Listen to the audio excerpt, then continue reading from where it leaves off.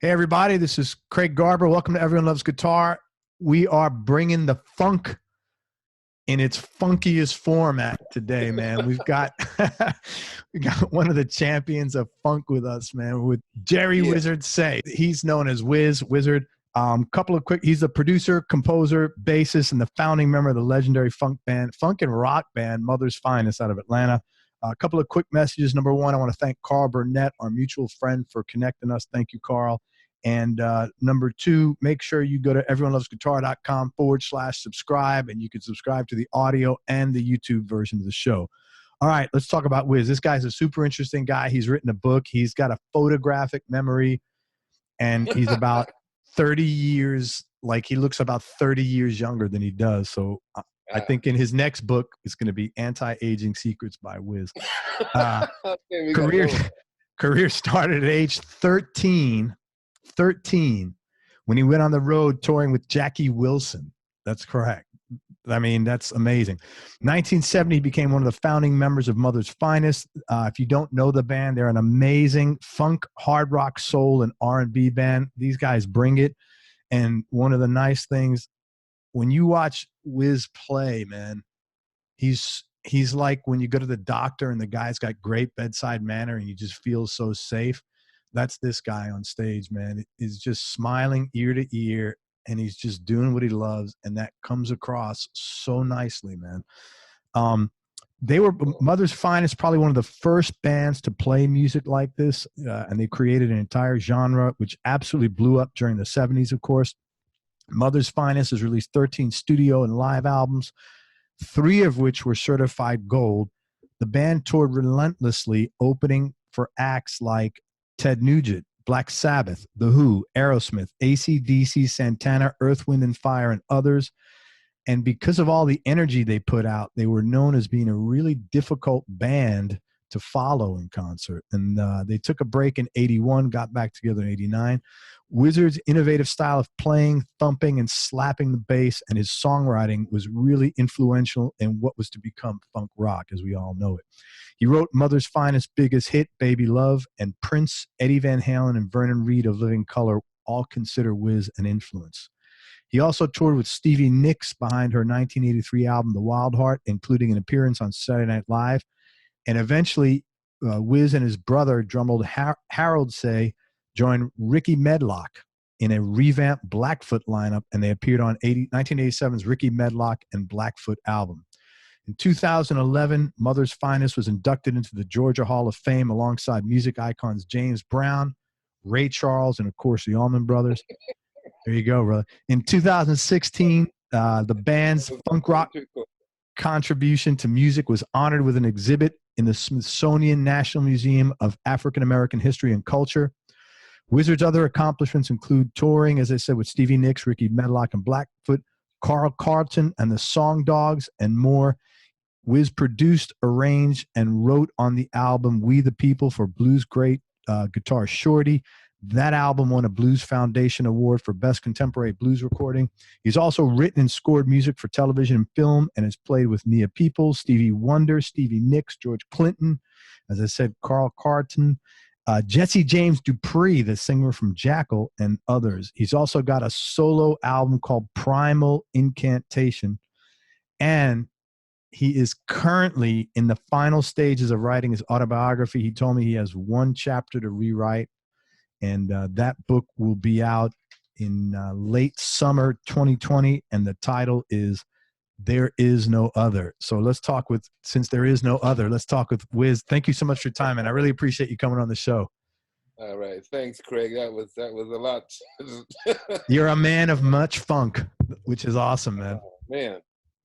So how did you start touring with Jackie Wilson at age 13? And also, what were some of the more important lessons that you learned out of that experience? Okay.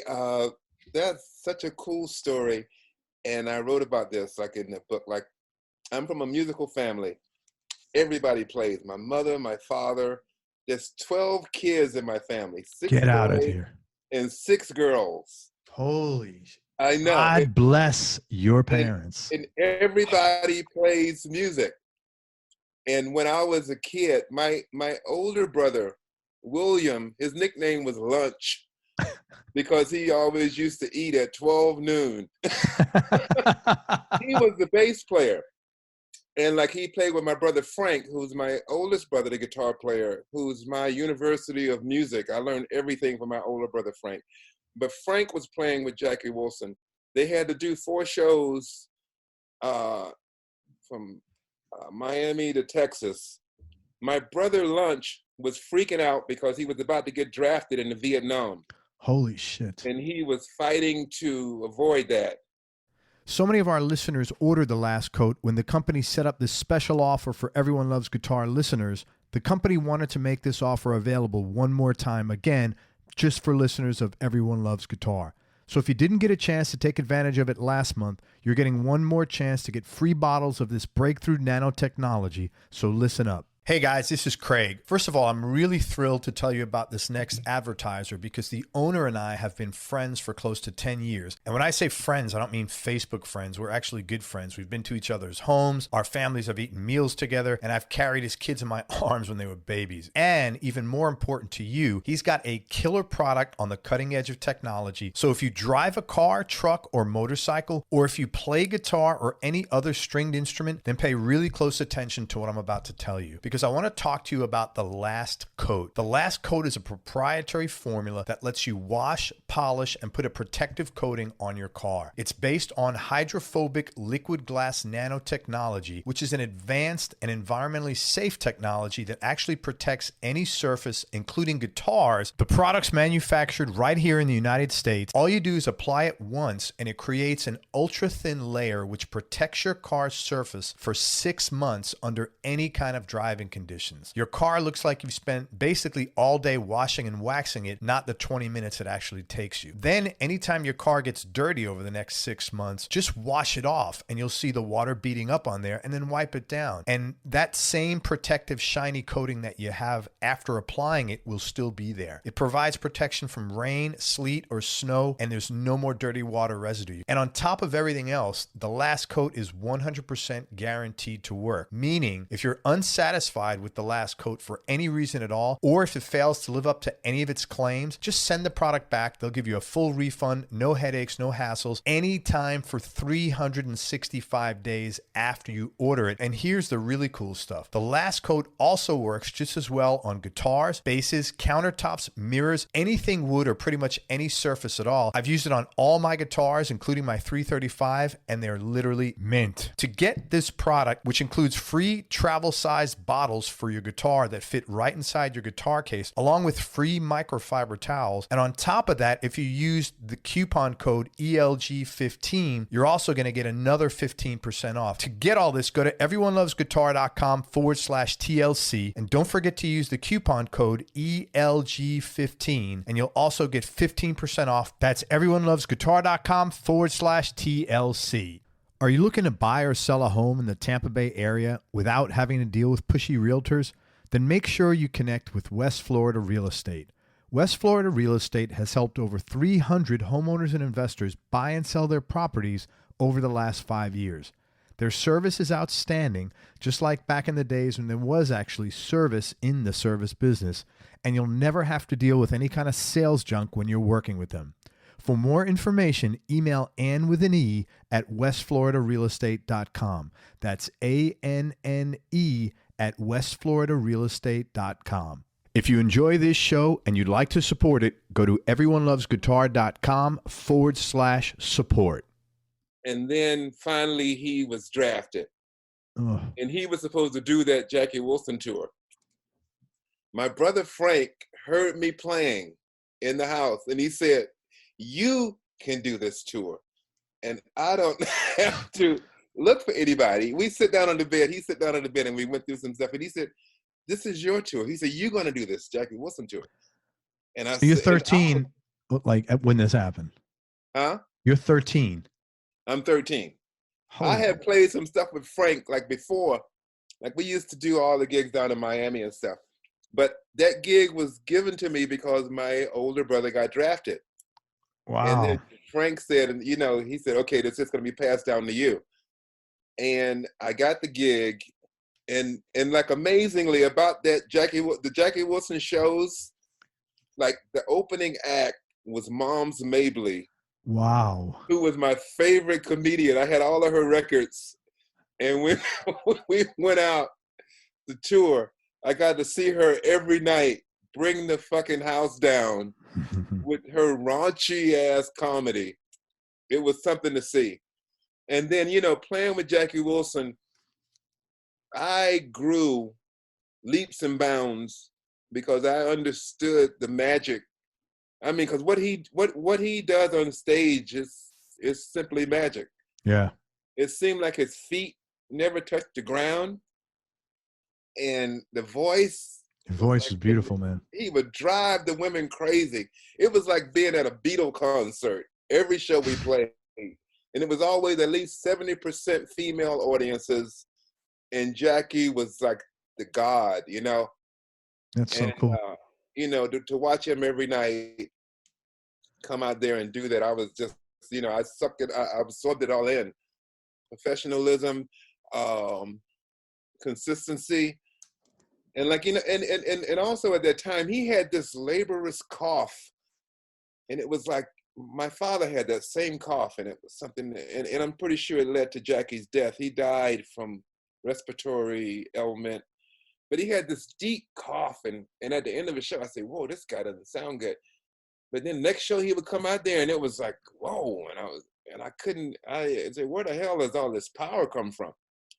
And then, you know, he would just be really, you know, he would make his way around, you know, before the show, gingerly. But then when he hit the stage, explosions. So you must have been like a special kind of person to be 13. And, you know, you mentioned the things you got out of this was professionalism and consistency. Like the average 13-year-old does not have the coping skills to process and think that through. It might be a Scorpio thing, Craig. You would know about that. I'm a Scorpio, but I wouldn't. When I was 13, I certainly wouldn't have. I will tell you, I don't know that when I was 30, I had the ability to do that, but 13, definitely not. But man, no, seriously, you must have, I mean, you know, you've raised kids, 13-year-old kids aren't thinking like that. You must have been super mature. It was because of my environment, the way I grew up, like the house that I grew up in, my parents and everything. And, you know, I grew up in the church, you know, I was always there right in front of the musicians. I always wanted to play. I wanted to be up there. I wanted to be one of the players all the time. Yeah. And when I got a chance to, I just wanted to be the bass player. I wanted to hold shit down. I wanted to play those riffs, and I wanted to be the driving force.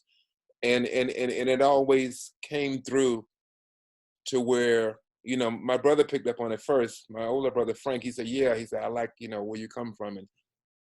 And you know, he gave me confidence, you know, by telling me, you know, "Yeah, you can do this," you know. Sure. And I would get out there, and yeah, so it was natural for me. And in the age, I never even thought about it. I just knew that, like, you know, I had wood shedded in the closet long enough. I said, I need to just play, you know.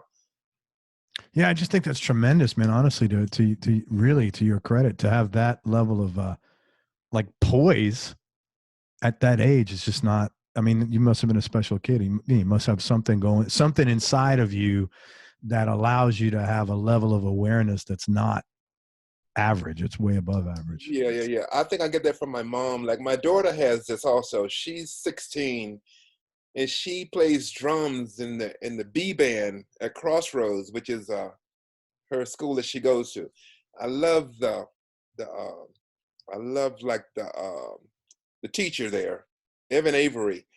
My son also went to this school, and he challenges these kids to learn these complicated pieces that since she was 13. She's been playing this hard swing. You know, they play Duke Ellington, they play Miles Davis, they play like Thelonious Monk, and they'll play like, I mean, great pieces of music.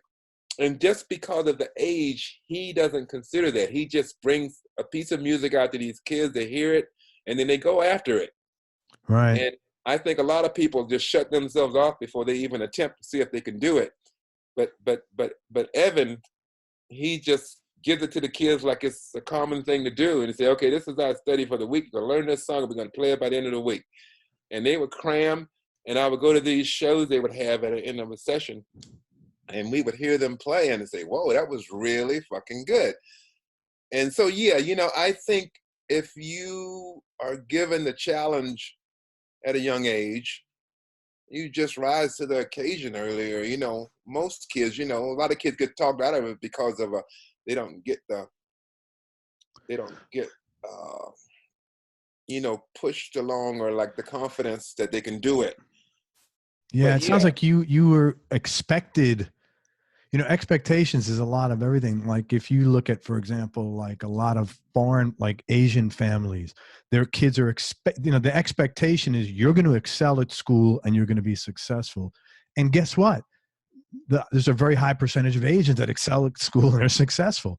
So it sounds like you just had such high expectations at your home, but in a loving, caring way of, hey, you're going to do this stuff and you can do it. Not like you're going to do this stuff and you better do it, you know? right. And it sounds like you had that and you rose to the occasion. You know, the expectations, the bar was set high and you were there, man.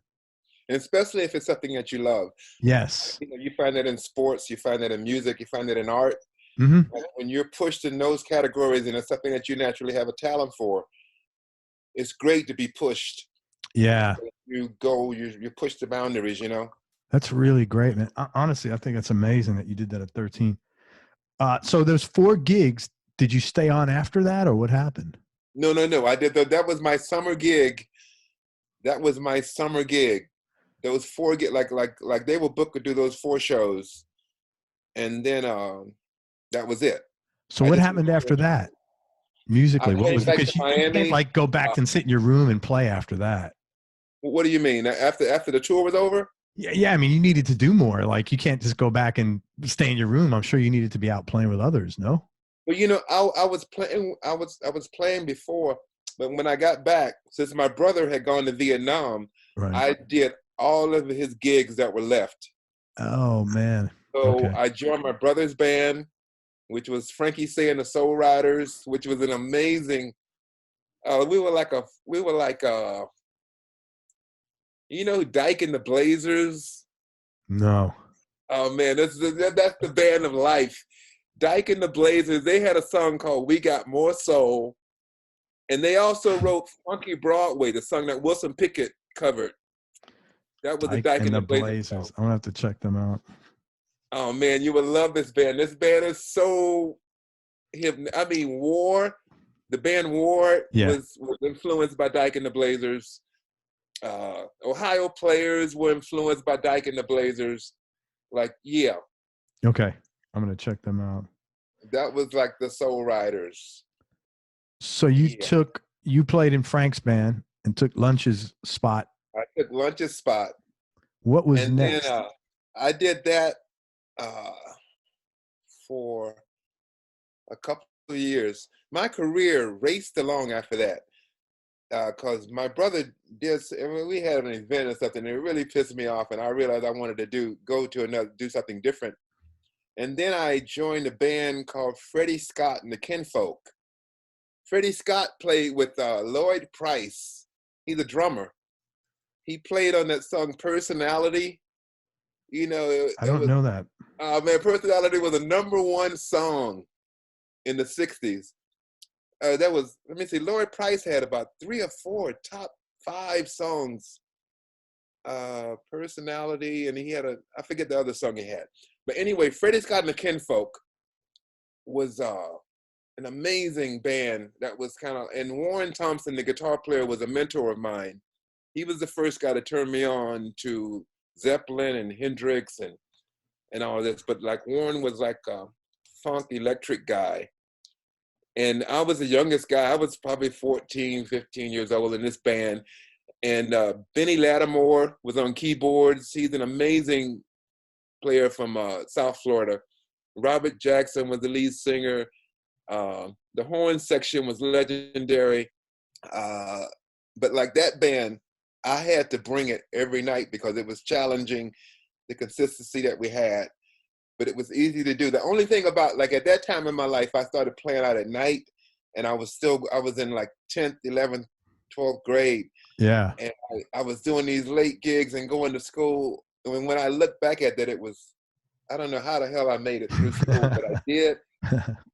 But that's when I ran into Jaco Pastorius. He was doing the same thing down in South Florida. He was playing in bands, and he was a year older. Right. And we would leave the 4 o'clock club at 3:30 in the morning to go home and get a couple hours of sleep, and then go and make a 8:30 class at school. Holy crap. And then come right back to the same thing. But at that age, man, you have the energy. You don't even care. I was so excited about the nightlife, and I just wanted to get the school done because I had to finish. My mom said, you're going to finish school and you're going to lie. And so I pulled that off amazingly. But my early years were amazing. The bands I was playing with, the quality of musicianship, professionalism. I learned all of those good things at a really young age, and about what was important. How to dress, how to appear on stage, and to entertain. Yeah. How did you? It sounds like you were not sucked into like any, drugs, alcohol, or shit like that. I was in such a good time of life. I was clear-headed. There was no depressing drug scenes. Good for I you. avoided all that in my life, which was great. Oh my God, yeah. I did it basically to myself. By the time I graduated high school and I joined Mother's Finest, I went through my psychedelic drug use. Right. But you know something? The thing with me is there's a difference between drug abuse and drug use. Yeah. And also, if you don't have the addiction gene, everything is, versus if you do, everything is different. Yeah. I kind of felt like drugs opened me up. It was a cleanness about it. I never really abused it to the point where it was stupid and I was doing it because I had to do it. I did it because it was working for me, and it was expanding my mind and my vision and stuff. And I was at the right age and right to go through it. But I always had enough discipline to stop and get my shit together. And I enjoyed a clear head as much as I enjoyed, being the buzz. Yeah. Yeah, the buzz. Right. That's cool, man. Like I said, I think you probably had some special gifts there that's just like not normal. And I mean that in a good way.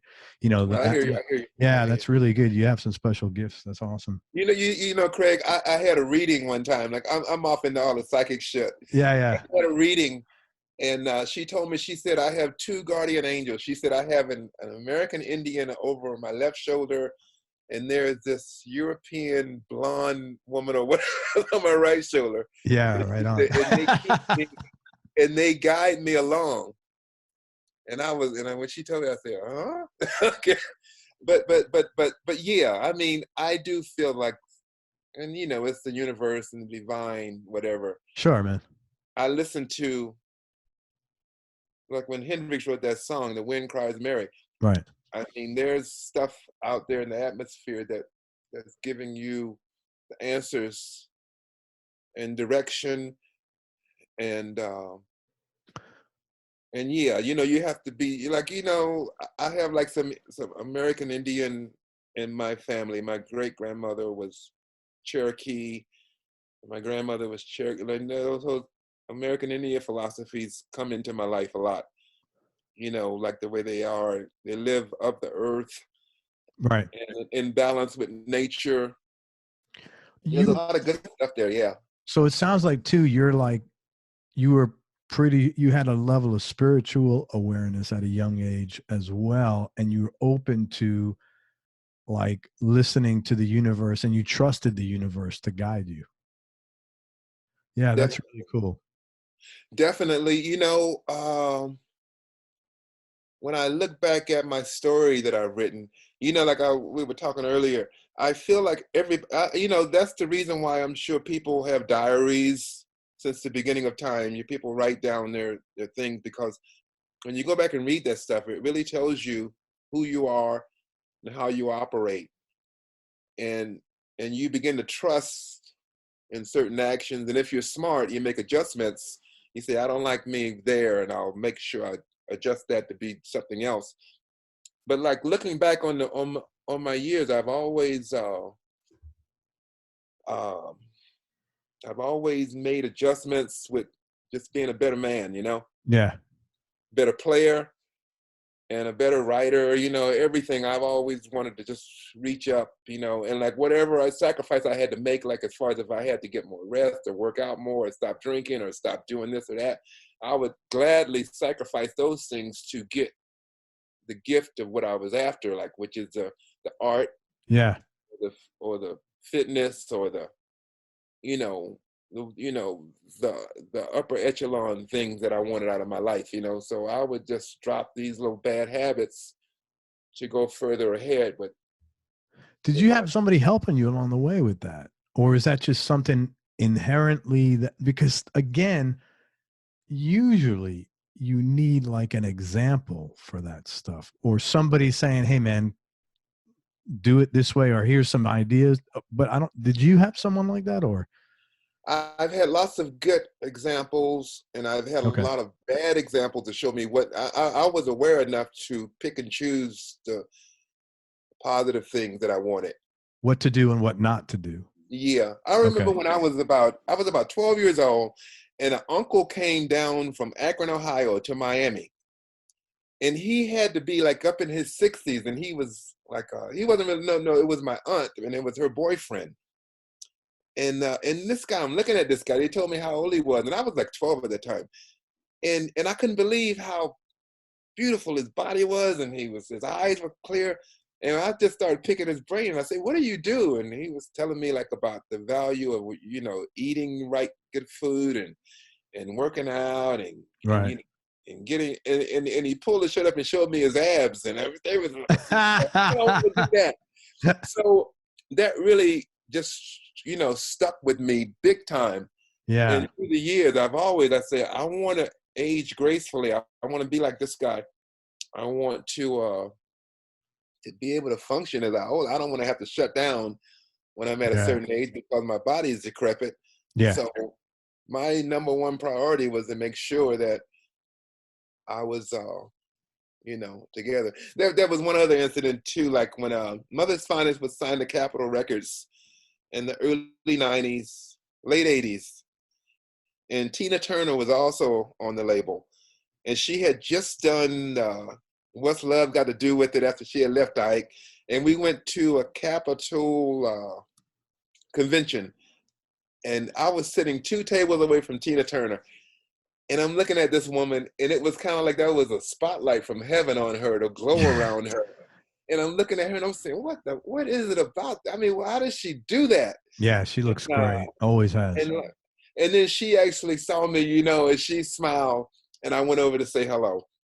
And she is so fucking magical. She was, and I mean, and I'm not blowing smoke, but Tina Turner in the late 80s, early 90s, she had to be like in her late 60s. Yeah, man. No, she's always looked great. I mean, I know. And I said, I want to do what you do. And she laughed at me and she said, just do it. and yeah, but yeah, I always gravitated to those natural things that were cool. And that's really good, man. Honestly, I really commend you for that, because you got, like I said, I think you have a gift there. All right, so, cool. So, man, you're almost finished. You actually finished writing your autobiography. You're putting the final touches on it. What prompted you to do that, man? That's a very big undertaking. And also, what are a couple of things people are going to be surprised to learn about you once they read the book? Okay, yeah. Well, it's a 5-year process. Like about 5 or 6 years ago, I started putting little notes and anecdotes and stuff around, like on my computer. I would write little blurbs and stuff that I remembered. And after about 3 years of that, I started saying, I need to think about putting this together, because I kept recalling all this coolness. I said, God, I remember that and remember that. And when I went to India and stuff, and I said, God, that was amazing. I got to write about that. So I just realized that it was time. When I just look back on the things I say. You know, like the first time AC/DC came to America, the first show they played in America, they opened for, it was AC/DC, Mother's Finest, REO Speedwagon. Oh, wow. Was Gary Richrath still in the band in then? Lakeland, Florida. Like we had the same That's management. wild. AC/DC and Mother's Finest was signed to Lieber and Krebs. That's And so funny. AC/DC was coming to America, and they opened the show, and it was fucking amazing. Those guys bring it so hard. I went out there and I said, holy shit. I mean, there was like smoke and embers and shit after they left the stage. And we had to play next. And so we had to dig very deep to be able to. And then poor REO Speedwagon. I was going to say, what did they do, man? They had to follow all that. That's got to be Even rough. I loved Kerry Richrath, the guitar player. Gary Richrath, yeah, one of my favorite players. But you know, AC/DC was amazing. We've done like a lot of stuff like with amazing bands. I mean, there's so many things that stand out. Like I was looking back at the Who tour. We did the Who tour when Keith Moon was still alive. Oh my God. This was in '76, and that's an amazing read. The whole past was meeting Pete Townshend. Pete Townshend reminded me like a relative. When I first met him, I mean, his energy, I related to him. You know, he's spiritual. He's really like, he loves music. Yeah. He's limited in his play, but nobody can do what he does. Right. Because of the way he does it. He played guitar like an orchestra. He's really great, man. His orchestration. Yeah. Yeah. He's really great. He's a really cool guy to talk to. He seems to respect everything and everybody. I learned so much watching him. And every night on stage, he used to bring it so fucking hard.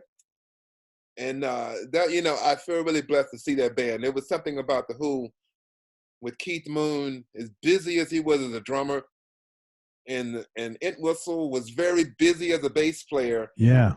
Pete Townshend actually held it down.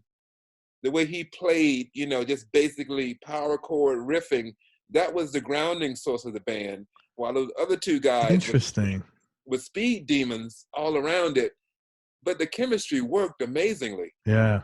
You know what? You're right. That's interesting. I never thought about that. But yeah, because they were all over the board. All over the place. And but the songwriting.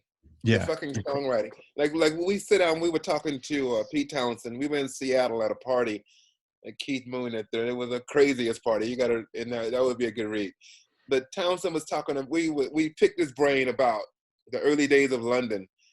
And he was telling us about like when Jimmy Page and Eric Clapton and Jeff Beck and him, and then when Hendrix came to town, and they were all sitting around, and Townshend was saying he was feeling out of the loop because as a player, he felt like he was not as good as those guys as a player. And then I said, but dude, as a writer, you were one of the finest. You can reverse that because you were like the fucking best. I mean, Won't Get Fooled Again is the most amazing lyric. Yeah. And he's got so many of those, you know, Behind Blue Eyes, See Me, Feel Me. I mean, his songs, they're all off-world type subjects, you know. And but yeah, you know, it brings chills to me thinking about talking to him about Jimi Hendrix first coming to London, and then everybody's stepping it up a notch because they say, fuck, this guy from America, who the fuck is this? And you know, but like when you think about it, when you go back to that time, like the level of guitar playing, Jimmy Page played his most ridiculous shit during that period. Yeah. Pete Townshend, he was selling it. All of those guys back. All those guys rose up, you know, because of, you know, Jimmy brought the American goods over there and on acid. And it was a whole new world, you know? Oh, God. Let me ask you this.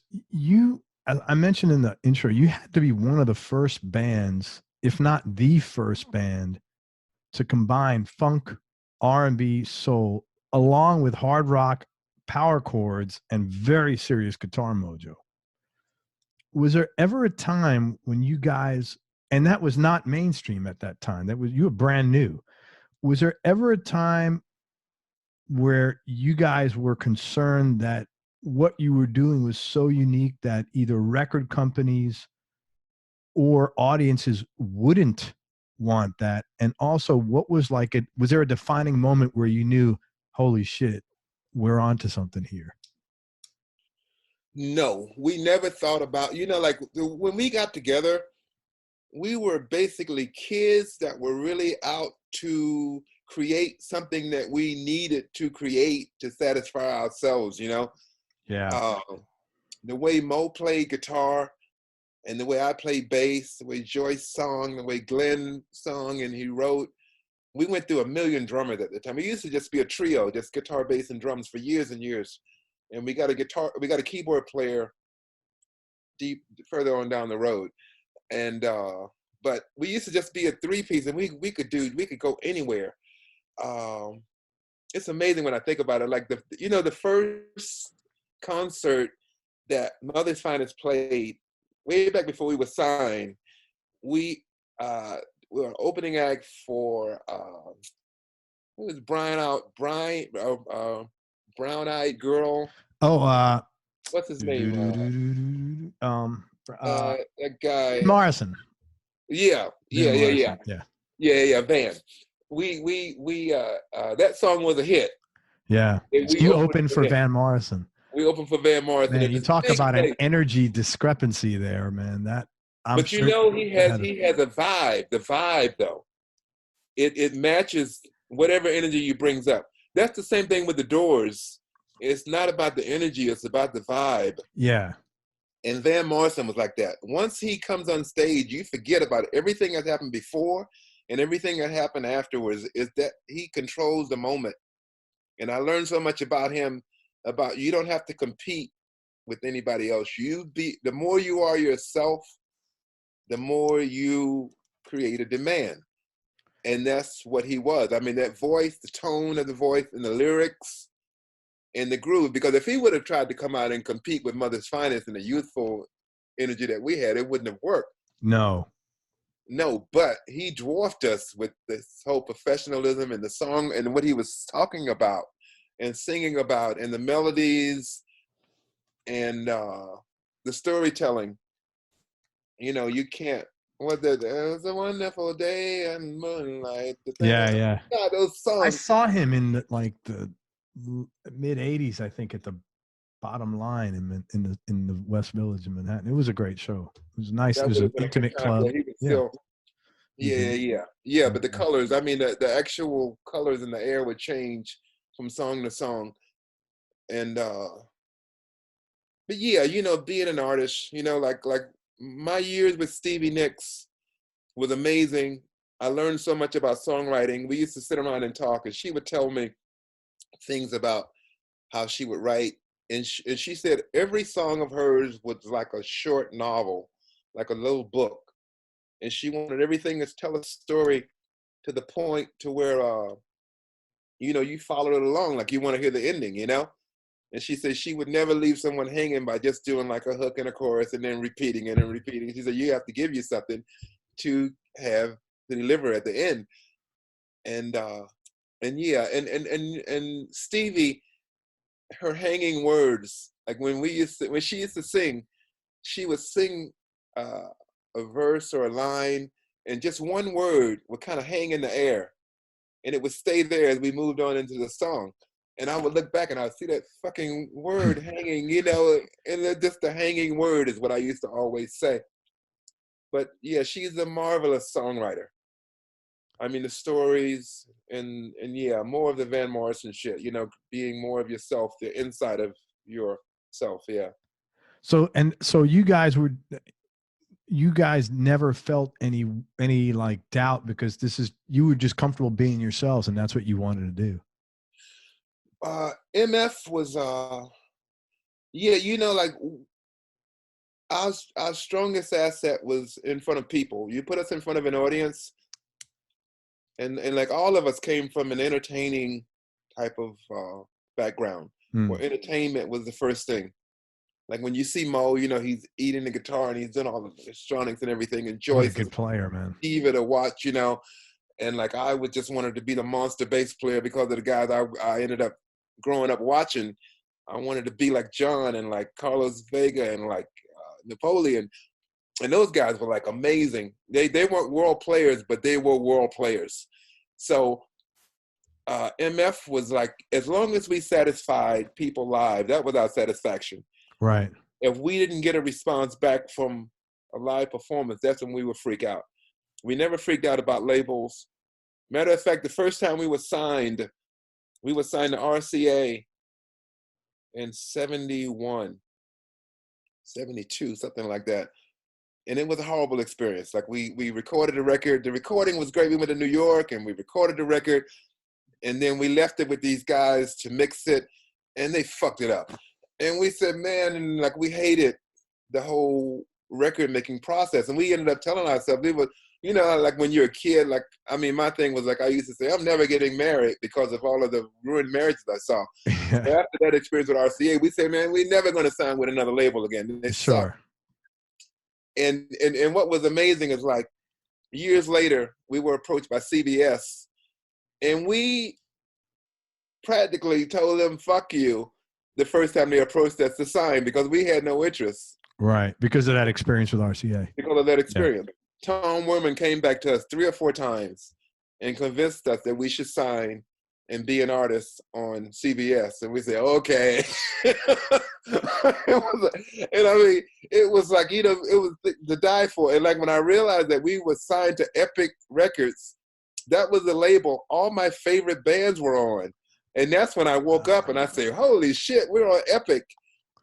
And so, yeah, you know, and the first record that we did with Tom was a positive experience. Right. He was the perfect producer for Mother's Finest. He let the band be, and he only interjected when we needed him, always with a great idea. And man, the session, I can go off on. Look, we recorded our first CBS record at Criteria Studios in Miami. Yeah. Right. And in Studio A was Rod Stewart. Holy shit. In Studio B was Aretha Franklin. In Studio D was the Bee Gees cutting Saturday Night Fever. And we were in Studio C cutting the first Mother's Finest record. I used to walk out of the hall to go to the bathroom, and I would walk into like Stephen Stills or Barry Gibb or, I mean, you know, I was saying, that's crazy, man. It was crazy. It was crazy. Yeah. So, wow. You know, yeah. So the whole Tom Werman thing was amazing. He was a great producer. He did the first 2 records on CBS. And that second record was pretty much the epitome of MF as far as success and everything, yeah. What about when you guys released an album called Black Radio Won't Play This Record? That's right. Like a pretty powerful message. So I would imagine at the time there was like a level of frustration about whatever. Well, you know how that title came up. We had cut the record. It's a great title, man. It's a fucking great title. Check it out. We cut the record, and we were with Scotty Brothers Records, and we had a meeting, you know, like with all of the staff, you know, about the record, and we didn't have a title yet.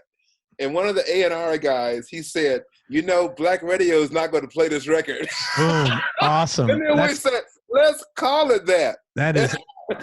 Fuck, that is amazing. That's like the greatest gift, man. Oh, it was so natural. It didn't really work in America. It worked in Europe like a charm. Yeah. In America, we had a lot of friction because Black Radio didn't play it. It was too hard. But also we had the problem, rock radio didn't play it because it was too soulful and funky. So we were always kind of like in a void. But our following, the fan following, loved it. Okay, great. So we had a base that supported it big time. But yeah, you know, MF used to do all of these drastic moves like niggas can't sing rock and roll, that song that we wrote. They say, please don't call it. We say, no, we got to do it, dude, because there's no other choice for it. And like the follow-up to it, Murdoch, Glenn, he chickened out because we have a song called Hard Rock Lover on Another Mother Further. That was supposed to be called Hard Rock Nigger. Oh my God. And he chickened out. He had to laugh, but he said, no, let's call it, because it was supposed to be, it doesn't take but one. Let me see, the lyric is, it don't take but one and one to figure. I'm a hard rock nigga. I mean, it's the perfect groove. Yeah, yeah. There's Zeppelin stuff in there, and like it's a classic. And he chickened out. And I think it would have just been perfect. I mean, even if it would have disgruntled everybody, it would have just brought so much more attention to, to the band. Yeah. The band. You know what's weird though? If you remember, like back, like in the 70s, even before FM, and even in the beginning of FM, there was no like black radio, white radio. I know. You'd hear Earth, Wind, and Fire, followed by the Rolling Stones, followed by Sly and the Family Stone, followed by the Doors.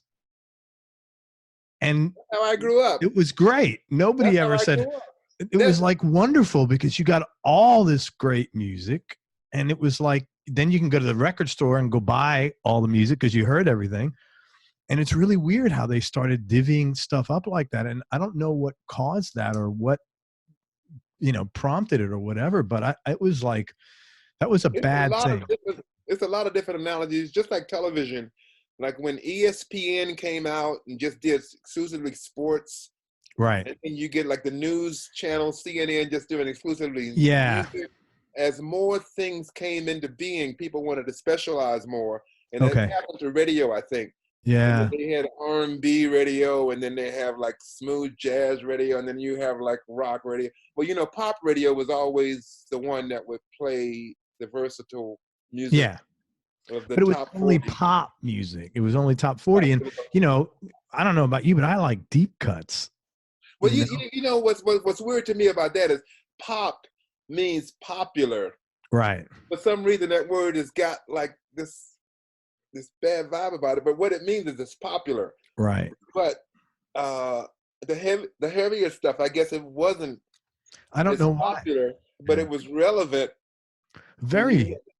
Yeah, you had to go and dig it out yourself, because even like Pink Floyd was played on top 40 when they had a top like just the big hits, like Another Brick in the Wall or something like that, or maybe even Time might have been played on their short version. Yeah, but it was really weird. I used to like that about radio, that you'd hear everything. It was just like, it's like just complete. It was great. It's still like that. Like in Europe, the European radio is like what older U.S. radio used to be. They play everything. Yeah, that's really cool. And that's the way the concerts are. Like we do festivals in Europe, and you'll have from, it crosses the rainbow as far as the styles of music. You will have like a heavy band that's playing thrash metal, and you have like a pop dance act all on the same show, and the audience could dig it as long as it was quality. Yeah. Right. That should be the decision maker, the quality of the thing. Yeah, that quality of the thing. That's what. Yeah, because if you like music, you like, most people like music in general. It's rarely some people, I only listen to one thing. People like music. You like music. I think that's so fucking close-minded. How can you tell yourself you only listen to one thing? I mean, that's like telling yourself that I'm going to cut myself off from every other thing that could possibly be great. I don't know, man. You gotta stay. I mean, that's what life's about, is to be an open mind. I mean, I understand the thing about choosing what you like, but you got to listen to what's available so you'll know what you like and be open to say, oh, that's really good or that's really bad. I mean, don't just be turning things off because of the label that it has, because I agree. Because at some point in time, you didn't know that music. And if you weren't open to listen to that in the first place, you would have never had, oh, this is what I like. So I don't know. I don't get it. Okay, so let's talk about this. You've opened up for some massive arena bands. Is there any like funny rock stories that you can tell? I'm not looking for gossip, so if you want to keep it anonymous, whatever, or it doesn't matter to me. I'm not looking for dirt, but just funny stories. Man, I mean, not funny as much as just as amazing. Like we did a Black Sabbath Ted Nugent tour. That's amazing. Black Sabbath Ted Nugent, Mother's Finest. And the first show is in Philadelphia at the Spectrum. Mm-hmm. And, we had done a lot of heavy shows. And this was after the Who tour. So MF wasn't, that was just another band to us, Right. Black Sabbath, okay. I was a fan of Iron Man and they had the two. I just wanted to hear the stuff, and I knew MF would be fine because I said, "Shit, we fucking great." I mean, I was thinking we were gonna blow him off the fucking stage, Good for you, man. I love your confidence. I mean, that's how it was back in those days. And like we did millions of tours with Ted Nugent. Man, it's amazing. It's like my personal connection to Ted Nugent is amazing. I knew him when he was with the Amboy Dukes. Yeah, I remember that Journey to the Center. Whoa, great. Yeah, but like I met Ted in '68 when I was a kid playing at the Hump Room. And then we ended up being on the same label, CBS, with the same producer, Tom Werman, for the first 3. And so we toured all the time together. And it was just kind of funny how we keep crossing paths. But anyway, back to the story. We played Philadelphia. And so the night of the show, Mother's Finest was to go on. It was packed, sold out, Spectrum, people all the way up on the roof and shit. And we went on, and it was in the dark with the flashlights and shit. We went out from the dressing room, we went to the stage, and then we used to use a lot of pyrotechnics, like flash boxes and shit. We opened the show with fire, and then the fucking flash box, it was just like, And when we were fucking killing, and the fucking Spectrum was wide open, and we had this fucking wall of sound. And then we got to the end of fire, and boom, and you can hear the roar of the ending, and the flash box took off again. And at the end of the song, it was complete fucking silence. Really? It was complete silence. Everybody was just sitting there looking at us, wide-eyed. And then we said, what the fuck? And then we went into the next song, which was Truth Set You Free, and it was just fucking digging. And then from way in the back, somebody said, boo! And then from over there, somebody said, boo! And it was up top, and I said, what the fuck? And then it was just this sour. I mean, it's nothing more sour and disgusting than to hear boos in a big hollow arena with fucked up acoustics. This is a big hockey fucking. This is where the Philadelphia Flyers and the Sixers play is shit. And then the boos came down to the ground floor like a tidal wave. And everybody in the drum would go, boo, get up. And then somebody threw something at the keyboard player. And then Michael left. And they thought throwing shit on stage, and then Joyce left. And then me and BB and Mo would sit up there playing the room. It was just, and I would love, I don't know if there's footage, but that is the most surreal yin yang moment because BB had just got his brand new drum kit from Slingerland, custom made. Right. Killer drum kit. I don't think he even was aware that people were booing because all he was admiring his drum set. He was just looking at his fucking kit. And we played that riff, and then Mo and I pulled our cables out and we walked out. And BB was playing the beat alone. And then he just stopped playing. And he said, fuck. And then the people said, boo. And then when we left, they said, yay. And they applauded. Oh, man, that had to feel awful. And then on the way back to our dressing room, Ted Nugent stuck his head out the door and he said, I'll show you how it's done. Oh my God. That was kind of a douchey move. That's how Ted insult the injury. I mean, as much of the bad rap that Ted Nugent gets, I knew Ted when he was cool. I mean, now he's a weird ass fuck. I don't know what's going on with Ted. but I love Nugent. Even for that. I loved him because he would he'd stick a fucking jab in you, but we would come back, And then he went on stage and Ted used to come out. He had a lion cloth on and his hair was wild, man. Yeah, I remember that. And they had this rope tied to the fucking ceiling. He swung out like first the band would go in the stranglehold. Right. he swung out on a fucking rope and fell in the middle of the stage like Tarzan, and the crowd went fucking crazy. And we were sitting back there saying, what the fuck was that about? Because we were a 6-piece band, 4 of us are black and 2 are white. Yeah. So the first thing I was thinking, like, it's just it's fucking racism. Right, right. And I was saying, fuck. And so we talked to the management after the show, and we said, this sucks. We should get off this tour. And he said, no. We got to go to Chicago, and let's see what happened there. Then we'll talk. And then we went to Chicago the next night at this big ass place, fucking Cow Palace. It was like huge. And what was cool there is, like, we got to Chicago, and before the show we had an interview. And Fire, the song that we had, was like on the charts there, and the DJ loved us and shit. And we tell him about Philadelphia, and he said, yeah. He said, Philadelphia sucks. And so we went on stage, and like, our egos were fucking, we were fucking really fucking hurt from that. Yeah. And then we went on the same way. The lights were down, and it's that my internet connection is unstable. Are we good? Yeah, you're good. Totally. Okay. And so we came on, same thing. We'll start the riff. Down, the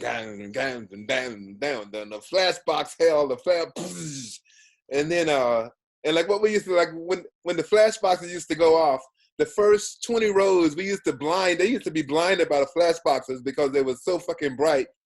And by the time they cleared their eyes to see again, we would hit the flash boxes again at the end to blind them again. So the people in the rafters had a great seat, but the people up front was fucked up.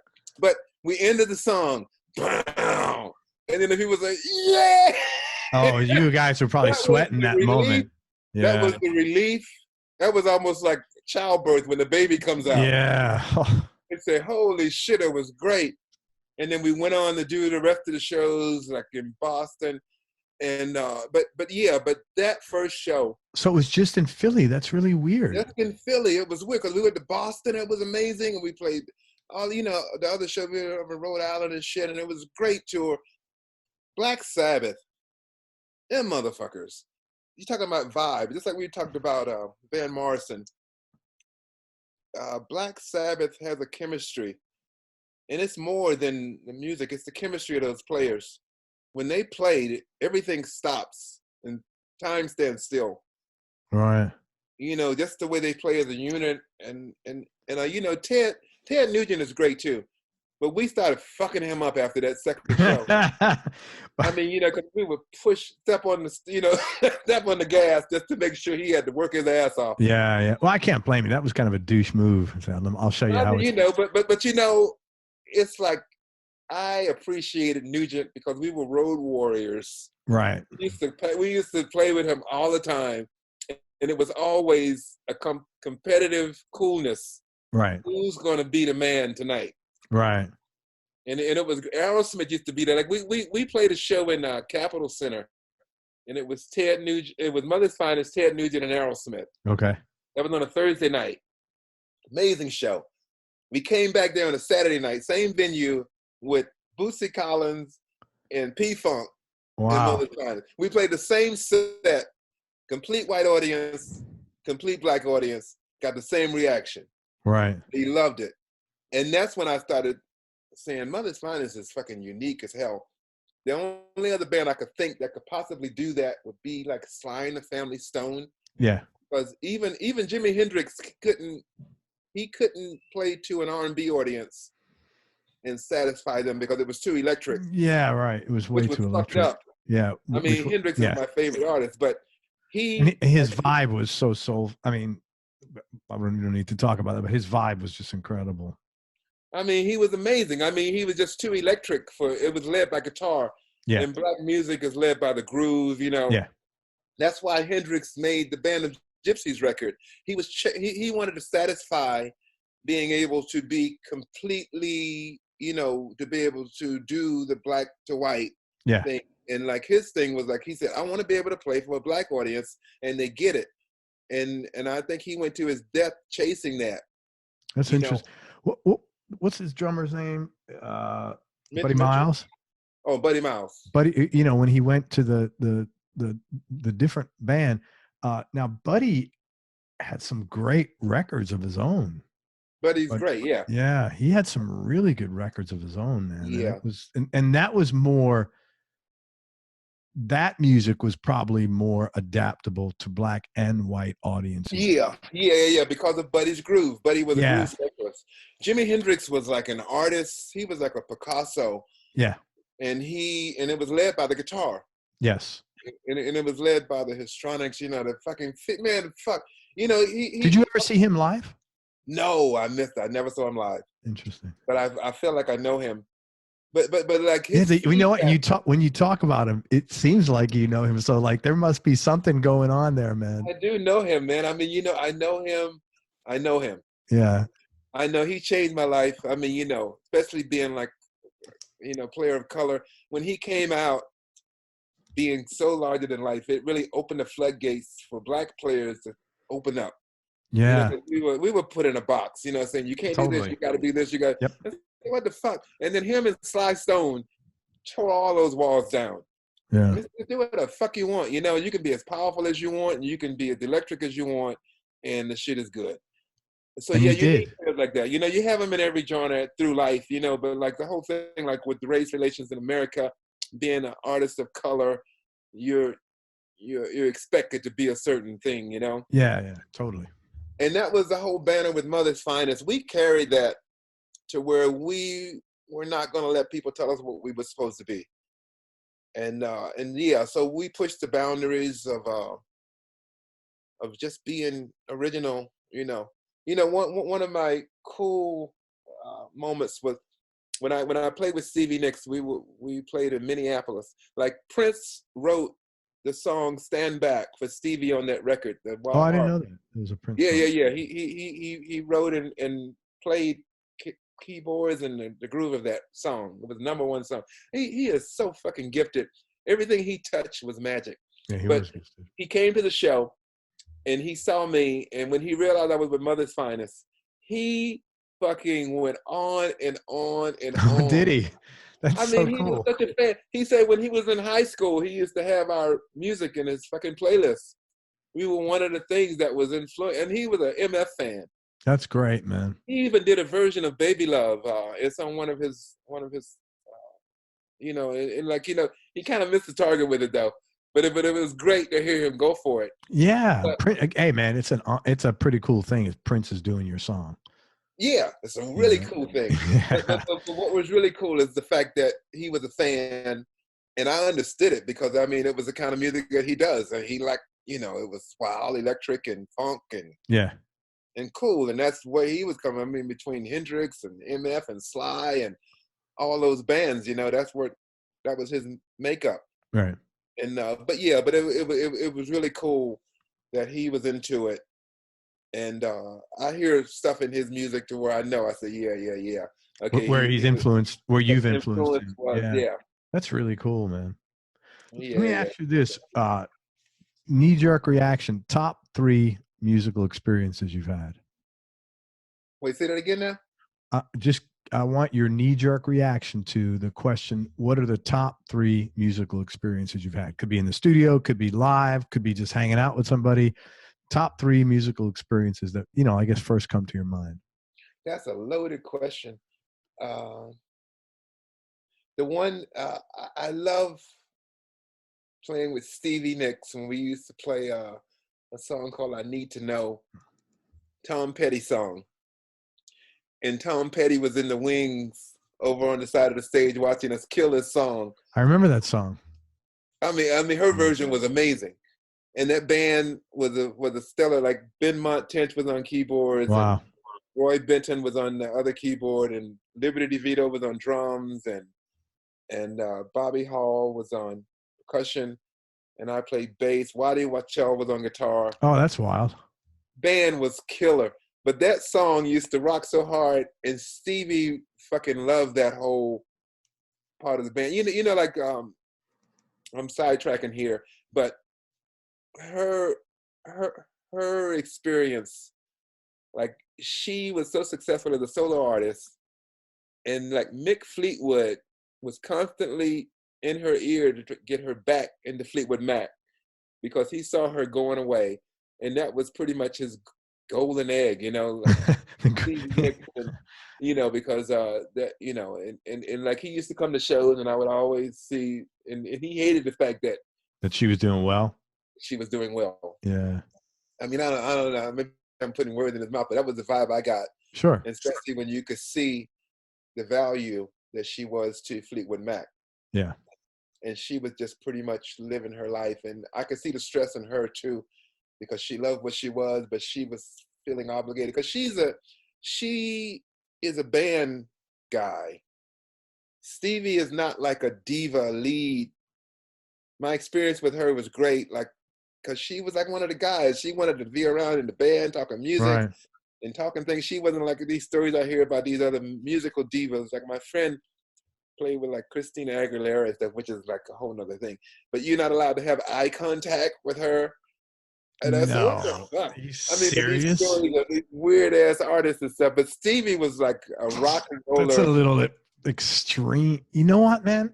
If that is like, if that's true, that's fucking gross. Because like, I mean, why are you doing music? I why? mean, That's the next thing I was gonna say. Why are you making music with other people? no, Like the whole thing of music is because it's not about music. It's about this whole diva image of making this, you know, preconceived idea work. And it is so close-minded and suck the creativity out of everything. But Plus, anyway, who the hell's gonna want to play for you? I know, who's gonna want to anyway, go up there and kill it? You know. I know, but anyway, that experience, another knee-jerk reaction when Mother's Finest played in Germany. We did a TV show called Rockpalast. Oh yeah, that's a very great show. Great show. Well, you know, we were the second show, and this was they were just introducing simulcasts into Europe to where you can see a TV show and you can tune it into your radio to where you can hear it on your home studio. Right. And we did the show. It was with Spirit. Remember Spirit with Randy California? With Randy California, sure, yeah. And Dickie Betts and Great Southern. Wow. He did his first project, and then Mother's Finest was the start. Mother's Finest was like a nuclear fucking warhead. It was so fucking potent. We went on stage, and this was pretty much our first time playing in Germany. And we played the first song, and the reaction blew our mind because the people fucking lost it. And then we went on through the set. They were singing the lyrics, and we were looking at each other saying, how the fuck do they know these words and shit? But that show was shown all over Europe, like in Sweden and Denmark and Germany and Norway and England. And it was. Did it blow you guys up? Huh? Did you guys blow up out there? Made Mother's Finest in Europe. I go to Europe right now today, and people say, "Oh man, I saw you." I mean, you know, and everybody talks about that show. The luck of that. I mean, every band would love to have that situation because you cover so many areas with one shot. Yeah. Especially when you have and like it was a perfect show. I mean, for us. I mean, it wasn't our best show, but it was a perfect show from start to finish. Yeah. And everybody saw it at the same time. It was like on a holiday weekend, and it was like at 9:30 at night, and everybody was trying out their new speaker systems. Right. And we were on and killing. And like we got back to America, and our record sales spiked like a motherfucker in Europe. That's awesome. Yeah. Man. You know, that was like an amazing time. And what was really amazing about it is like we didn't really do anything special as far as the performance. It was just another show for us, but the situation made it special because of the fact that it was simulcast and it was the perfect timing. And yeah, that's great, man. You're in the right place at the right time, and you delivered. Right. And then like a third knee jerk. I mean, there's so many, dude. I know. This is a tough question. This could have been like one of those champagne jams. We played these shows in Atlanta. That was Alex Cooley. I don't know if you know who Alex. Alex Cooley is a promoter in the Southeast. He does everybody from the Rolling Stones to everybody goes to Alex Cooley. And he had this concert that was done by the Atlanta Rhythm Section. They hosted it. Right. Called the Champagne Jam. And that was a song of theirs. And the show that we did was, we did 2 of them, but the killer, it was like, the Cars were on that show. Santana was on that show. The Dixie Dregs. Oh, wow. Atlanta Rhythm Section. And I think maybe Aerosmith, I think, was on that show. And then us, we were on that show. And it was like 70,000 people at Georgia Tech. Holy University. crap. That's massive, man. And when we went on and played, it was like we were in a club.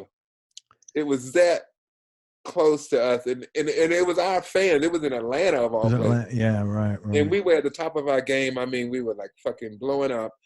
And they sung every word, and the band was fucking on fire. My bass solo was like from Asgard. I mean, the distortion that I got that night, I hit this note with my distortion on, and just the feedback frequency, I had such control of it. There is nothing like having your finger on a note that's connected to the feedback frequency, and you have complete control of it, and you can bend it and weave it.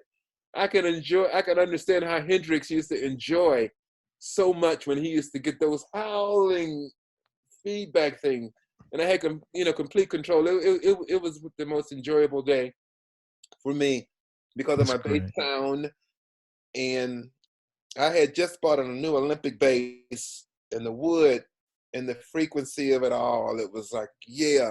And everybody was there. And what was most amazing is after the show, the next day I went to the 7-Eleven to get the Atlanta Journal-Constitution, the news, because I wanted to see a review of the show. Right.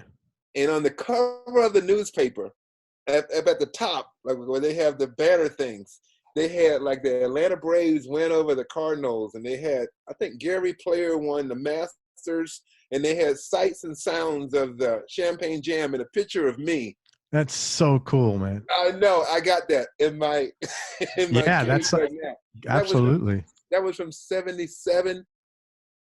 That's that cool. Was like, I actually saw that, and I went around the 7-Eleven showing everybody and giving them high five. Did you get to talk with Steve Morse from the Dregs? I talk to him all the time. I actually saw him with Deep Purple a couple of years ago. Right. I had him on the show here. Very nice guy, man. You talk about we know each other like brothers. Like when the Dregs first came out, we did so many shows together.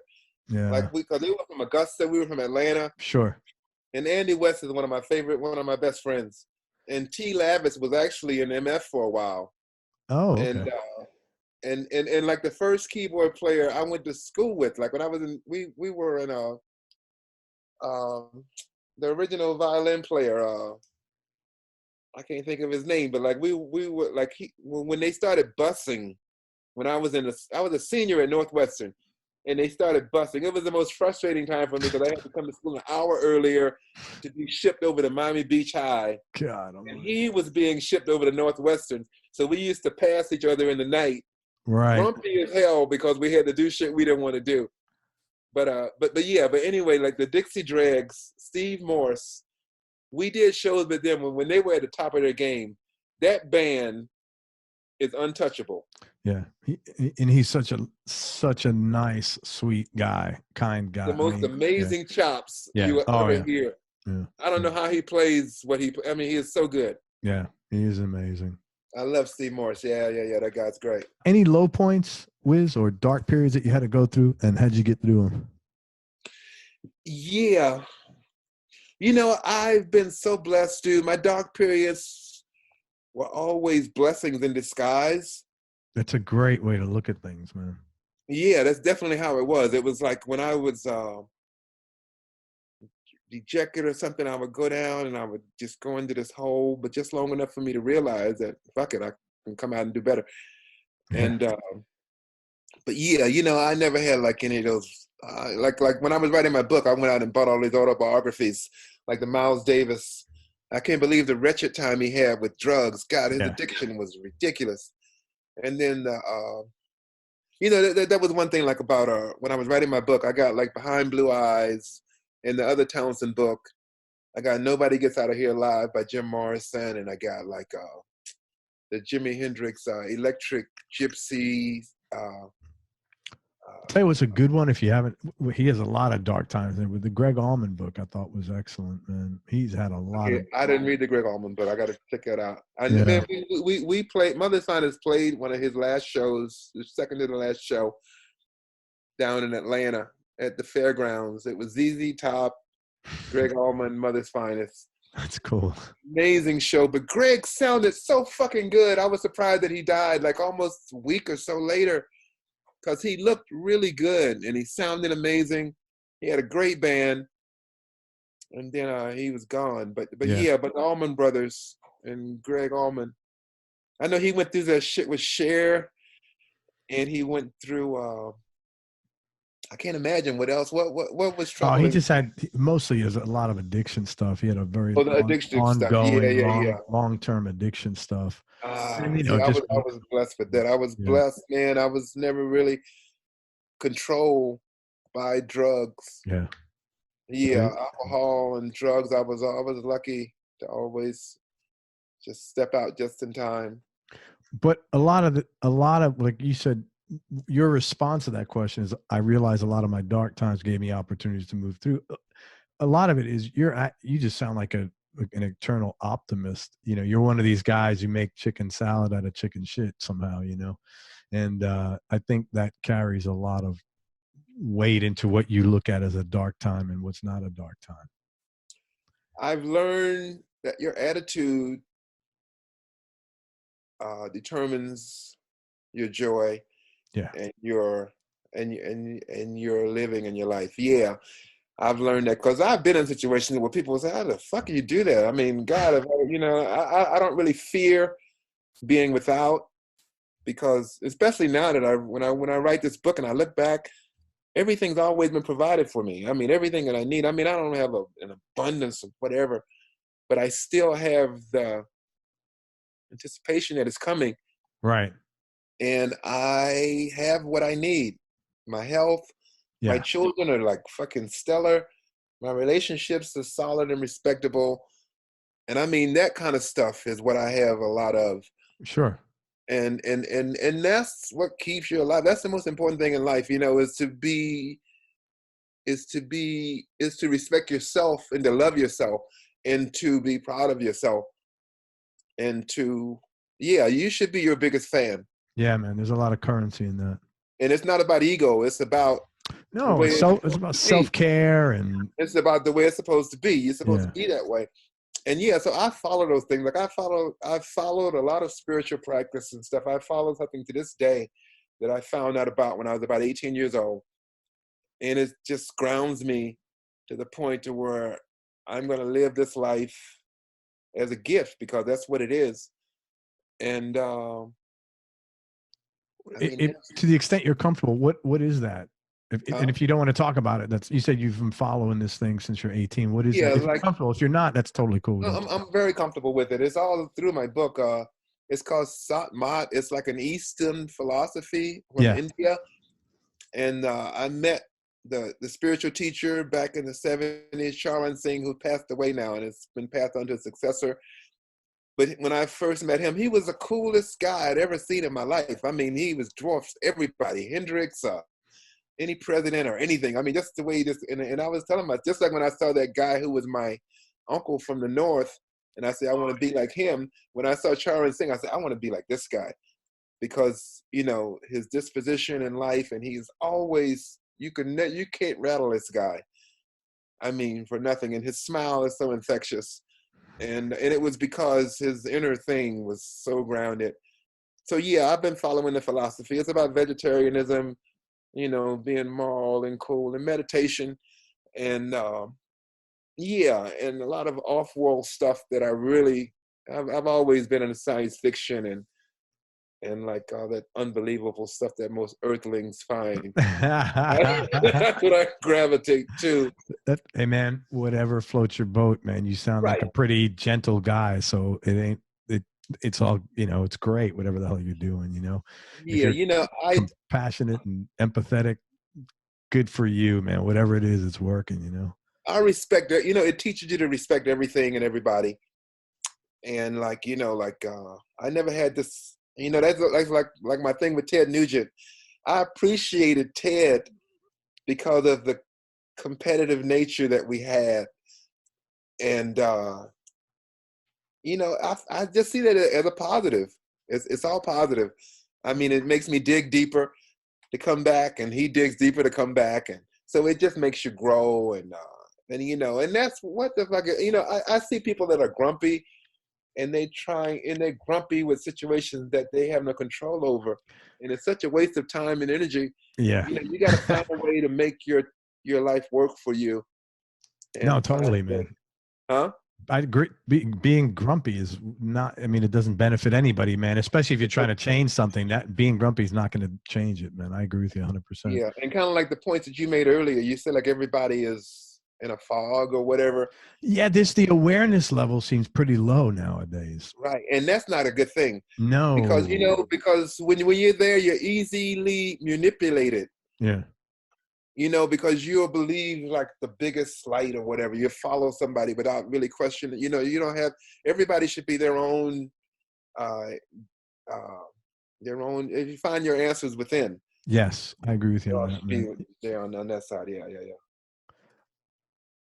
Uh, Concerts, man. I'm sure you've seen hundreds of concerts. Tell me the top couple of concerts you've seen. Thousands and thousands, and a lot of them I've been playing on stage with. Man, like the European tours, I love so much because it was always such versatile artists. You know, we played shows with Jimmy Cliff that were amazing. God, Jimmy Cliff, that band, that's another thing. But you know something, out of all of the concerts that I've seen, the best ones are always the ones where the artist is most authentic. I And they're gotcha. themselves, and they change, and when they perform, you don't think about anything else except that performance, because that's all that matters.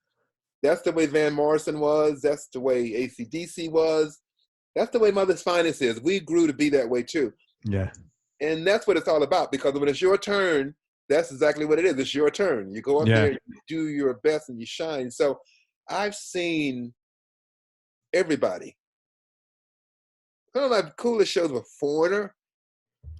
That's I mean, interesting. like we did some of the first shows with Lou Gramm, and I've seen the new band too with the singer that sounds just like Lou Gramm. But Lou Gramm, and that band, fucking amazing. The Aerosmith shows that we did were over the top. The Cars, over the top. Santana, over the top. Earth, Wind and Fire, over the top. We were with. Oh yeah, we did a show with Leonard Skinner. We used to play with Leonard Skinner all the time. But That's I remember we funny. played the University of Georgia, and this was just before their fucking plane crash too, which sucked. But Oh, Ronnie wow. Van Zant, who was pretty much a standoff, he didn't ever say much to anything. But we played this show at University of Georgia, and both bands were like fucking lights out. And I was talking to Leon Wilkinson. Yeah. He's a good friend of mine from way back, even before he joined Skinner. But Ronnie walked up and he said, "Man," he said, "I just want to tell you," he said, "whenever we play together, you guys bring out the best in Skinner." That's not. And I That's said, cool, man. "Yeah, I know." And I say, "Man, how cool is that?" And you know, we shook hands, looked each other in the eye, and it was so cool because you know, Ronnie never said much at all. He's just But kept to it was himself. good to hear that. But like, you know, I heard that from all the bands we played with, Earth, Wind and Fire. You know, bands would have to bring their A game when we played because we always brought our A game. And yeah, I prided myself on that. And the band was that was a thing. Like, we just wanted to be great, no matter what. If it was 2 people in the audience, or if it was 200,000 or 10, it was going to get the same show every time. You know. That's really cool. And you talk about professionalism. That is a big thing as far as professionalism, man, because It is. it is not nice playing to small little groups of people. I know. You have to play for yourself. And that's what we would do. We did it for ourselves or for the 2 people that were there. Yeah. We played a show in Paducah, Kentucky one time. And I swear to God, it was 2 people. Wow. It was 2 fucking people. And we played one of our best fucking shows. Wow. It was like, oh, and then these 2 people were freaking out. After every song, they would just go, oh, and they were like, they were fucking losing it. And then we would go, I did a fucking bass solo, and I fucking just ripped it because it was like whatever. And then the 2 guys. That's so funny, man. We're freaking out. But yeah, but those kind of stories, like, I mean, that's real world shit, you know? Yeah, yeah. Yeah. Tell me your top 3 Desert Island discs. In no order, just for this minute. Wait, Desert Island, what? Desert Island discs, like top 3 favorite albums. Oh, albums. Fuck. Oh man, that's so. I know, that's like, I know, it's like ridiculous question. Well, the most influential, almost, I have to say Electric Ladyland, but anything by Hendrix, but especially Electric Ladyland, where it had the note that's not on the guitar neck that he played on. House burning down, that looked out at the sky, hellfire red child. Somebody. But he plays a note in the solo, and it is not on a guitar neck. You can't find that note. Oh, this I know the note you're talking about. I know. I mean, yeah, it is. Right. I mean, it is God. But like Jimmy, man, where the hell was he channeling from? And okay, so let's go with Electric Ladyland. I love that album cover, man. The whole fold out thing. That was just such a great experience. And then the European album cover was like a bunch of nude women on the cover. That's the one I'm talking about. Yeah, I got that one. In New York City, we had all that shit. So I got. That's so cool. Yeah. They couldn't play that. I mean, they couldn't bring that down to the Southeast because the Bible Belts wouldn't allow it in. Yeah. Okay. Okay. So let me see. Electric Ladyland. Number 2 would have to be. There's so many. I mean, like the Beatles stuff. God, I love the Beatles stuff, but I was more into okay, let's go with Zeppelin 2. Okay. I mean, even though Zeppelin 1 with Good Times, Bad Times rocked my world. But Zeppelin 2, Whole Lot of Love. And like, you know, all of that stuff. And then 3, oh man, it's gonna be something Ohio Players. Like a Skin Tight, whatever. I mean, you know, this is so unfair because. Oh, I know. I mean, if I had to go to the Desert Island, I mean, I'm going to have to bring a crate of albums. Oh, dude, you'd load up your iPod or whatever, man. I mean, yeah, because there's so much, man. I go around. I'm a Donny Hathaway freak. Especially that live record at the Bottom Line with Willie Weeks playing bass. Willie Weeks, nobody can ever get what he brings to a song. I mean, you got a lot of players that's better or worse, but nobody can do what Willie Weeks. Willie Weeks is like special. And I mean, you know, a lot of jazz stuff I'm into, but I like the real, like the Dave Brubeck stuff, Thelonious Monk, the Miles Davis. I love all of that stuff, man. That was like, my father used to listen to that. And I grew up listening to this fundamentally cool ass jazz, you know. That's so cool that your dad listened to that stuff, man. Oh, yeah. That is real cool. And my dad was a great keyboard player, man. You know, like we would be sitting up listening to Thelonious Monk. And I remember him getting up, walking over to the piano, and he would search for the chord that he had heard. And then in every inversion he would go through, it was like magic. And then he would find a chord and say, okay, he said, that's what they're playing. And I said, oh, man, how cool is that, you know? Yeah, and, that's so cool. Yeah, but those kind of moments was like, yeah. Are you had 12, all of you, is everybody still around? My oldest brother, Frank, passed away. Sorry, man. And my mother and my father's gone. Everybody else is here. So there's 11 of you still around. That's wonderful, man. 11 of us still around. That's all. Are they all across the country, or some in Miami still? And mostly South Florida. That's wild, man. How cool is that? My mother was the most amazing mom. She had a way to make everybody feel the same. Everybody, no matter who was doing the best out of the siblings, everybody had equal, right? You know, equal ground when we were together. That's and we respected wonderful, each man. other. And we commended you when you were up and brought you up when you were down. And it was like she instilled that in all of us. And I do that with my kids, and I see them being the same way. My son and my daughter's like that already. That's great, man. Yeah, But just to have to manage a family of 12, you got to be a special I person. know, I mean, I can't. I know. I've got 3. I'm in way over my head, but the I talked 12. to I talked to my cousin Ricky, my mother's sister. They had 14. Oh my God. And he says, I don't know how the hell they did that, because he has 2 kids and I have 2 kids, and that's all I can do. Yeah. I got 2 and I gave them everything, and I feel like, but my mom, and there's a deeper reasoning for that too, and I wrote about that too, about the times, like I went off on a lot of history in my writing, especially a lot of American Indian history, and I got this book turned into a slash history, social, social connections in this world, not only America, but a worldwide thing. And it was great. But man, out of all of the atrocities in the world, the indigenous Indian, 500 years of Holocaust, like from when the Spaniards came over and all the way up until when America took the last piece of land away. Yeah. That was like, God, it was like, God, hell. And the Holocaust, the Jewish Holocaust was atrocious. Don't get me wrong. Slavery, don't get me wrong, was fucked up. But the American Indian, fuck. I mean, they got beat down. Well, and nothing, and nobody still has ever reached in and said, "Hey, let's make some." The government gives like, they took the back casinos or something like that. All those treaties that were. Yeah. Yeah, and those in the fucking casinos. I was in Asheville, North Carolina, I think, and I went to one of those Indian casinos, and it is so blasphemous.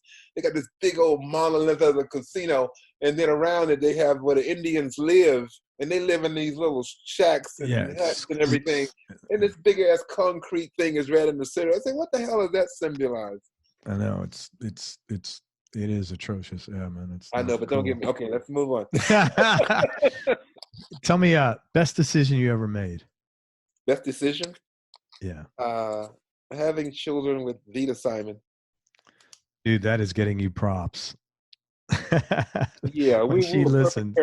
You know what was so unique about our relationship is my father died when I was 13, and I grew up wanting to be the father I never had.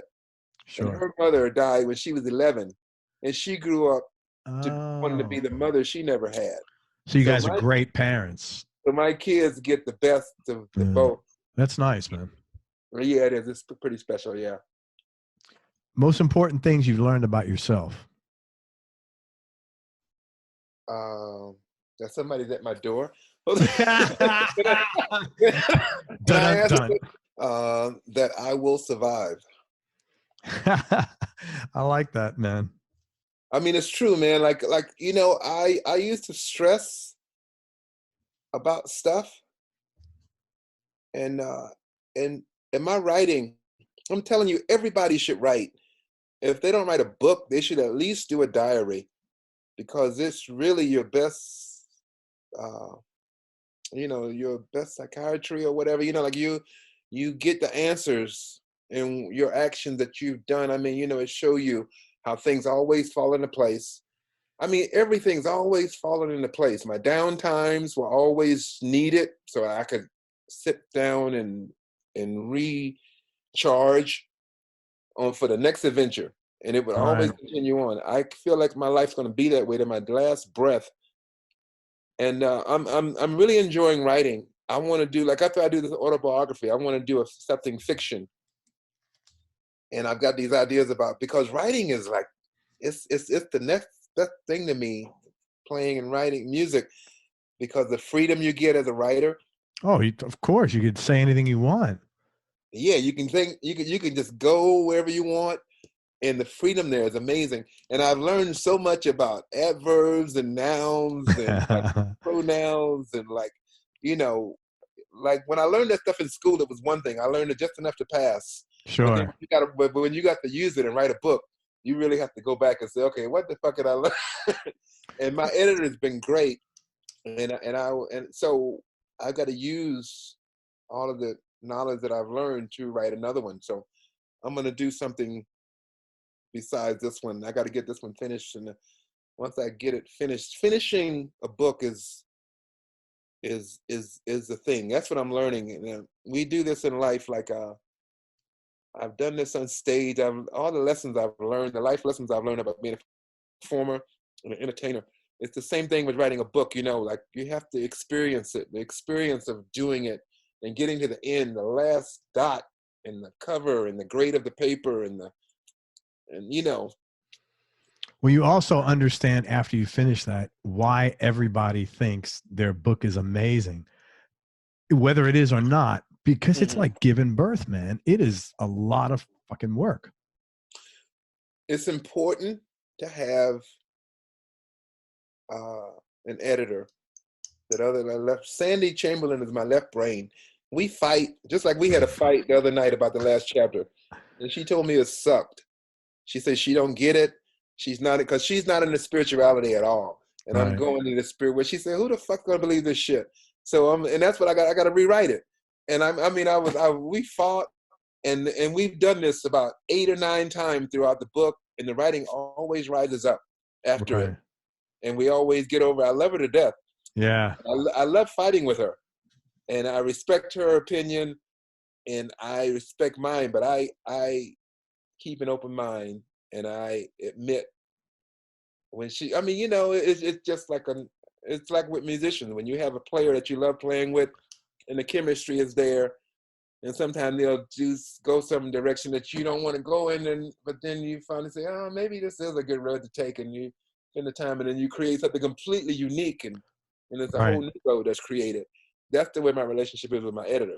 And that keeps you from writing something that's too self-rewarding and something for the world to people gotta consume that, especially when you write it for somebody that's not into the same things you're into.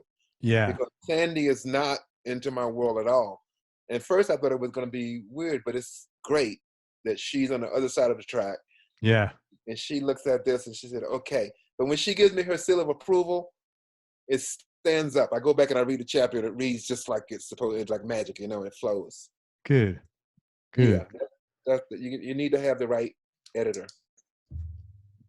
If you're going to write a book. You're going to write a book. Hell yeah. Yeah. What's your best childhood memory with? Because it sounds like you got a lot of them. There's millions of them. Playing football on the street. We used to play street football. Yeah, me too. Right. I know and I used to go long. We used to go like down 12th Avenue.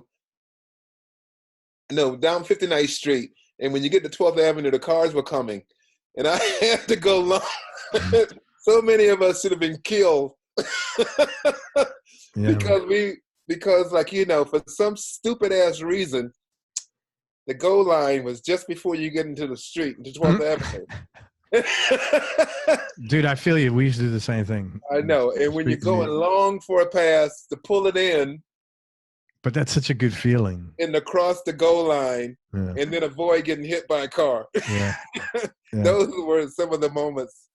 I mean, I had childhood was, I did a lot of cool shit.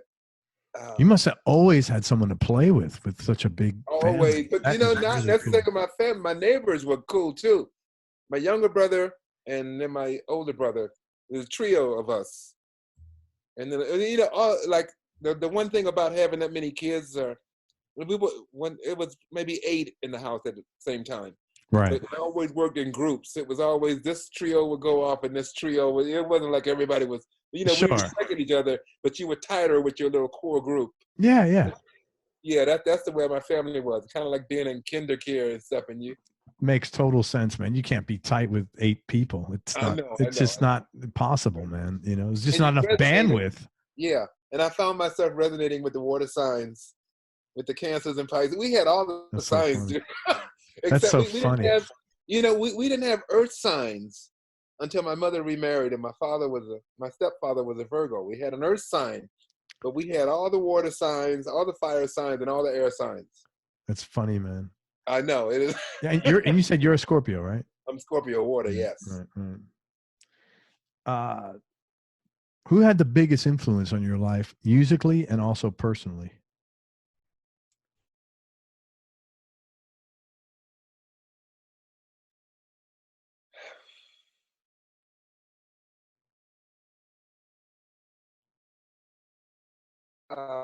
Musically, my mother's musical thing was really deep, because my mom, she grew up in Fayetteville, Georgia, rural South Georgia, back in the 1920s. God, I cannot imagine that was easy. I know the stories she used to tell me. Oh. And shit used to happen to her, and she would go home and go to the piano and sing gospel songs. Her spirituality. She used to go to the church all the time, and that was her salve on the wound of whatever, emotionally or whatever. She would go to that piano and play and work her way through whatever the hell was troubling her. And so her love of music was not only because she could play it, but it was her salvation. It saved her. Music to her was a lot more than just listening to something that made you move or think. It was something that healed you on the inside and out. And I got that from her. I watched her. My mom passed away in 2016. Sorry, man. The last time I saw her sitting at the piano, she would look off in space and just start playing. And I don't know what the fuck she was looking at, but I know she saw something, because I could tell by the way she was. But she was playing this stuff and she was looking off into space. And that used to just say, I said, fuck, I got that. I mean, she gave me all of that, because like, I sometimes feel like my thing with music, I don't care about playing like a Victor Wooten bass line or a Jocko lick or whatever. I was just, as long as I was able to connect, it was a connection. And I think that's what my mom had. She knew how to connect to that spirit world, the creativity thing, you know. How old was she when she passed? 96. Wow. And Wow. the funeral was the biggest party. The biggest party. I mean, everybody was there. I've been to funerals. I've never been to a funeral like what my mom had. Everybody loved her. And the music, the band was killer. I mean, like a church band, the New Birth band. And the pastor came out. The bishop, who never comes, he came out. Everybody was there. This was down in Miami? In Miami. Wow. And all of my brothers and sisters, all of us got up on the podium together and took turns talking about her. And she was so special. That's nice, man. I'm glad you had that. Sounds like you had a real special mom. She'll be with me forever. Yeah, she was a shit. I mean, Donnie Lee was so unique. She's an American story all by herself, you know. Man, just to grow up in the 20s in rural South as a black woman, I cannot imagine. My father was born in 1906. Wow. I know, that's how far back we go. And like, my father was a teenager in the 1920s in Miami when Prohibition was still, I mean, they're like bootlegging, and the Charleston was the new dance craze, and bootlegging was like everybody would come down to Miami to go on vacation because they could get booze from the bootleggers and go to the beach. Holy crap. Wow. I know. Like a different world completely. A whole different world. Man, when I had to write about that, I had to put myself in his shoes and write about and then what it was like being a black man in those days. He had to really watch his step. But he partied and lived his life in a unique way. But the 20s, 1925, 27 in Miami. Holy smokes, man. That is crazy. Wow. So your mom was the biggest influence on you, probably musically and personally then? Well, you know, when you say musically, as far as my modern music inspiration is going to be a toss-up between Hendrix and Sly as far as artists. Right.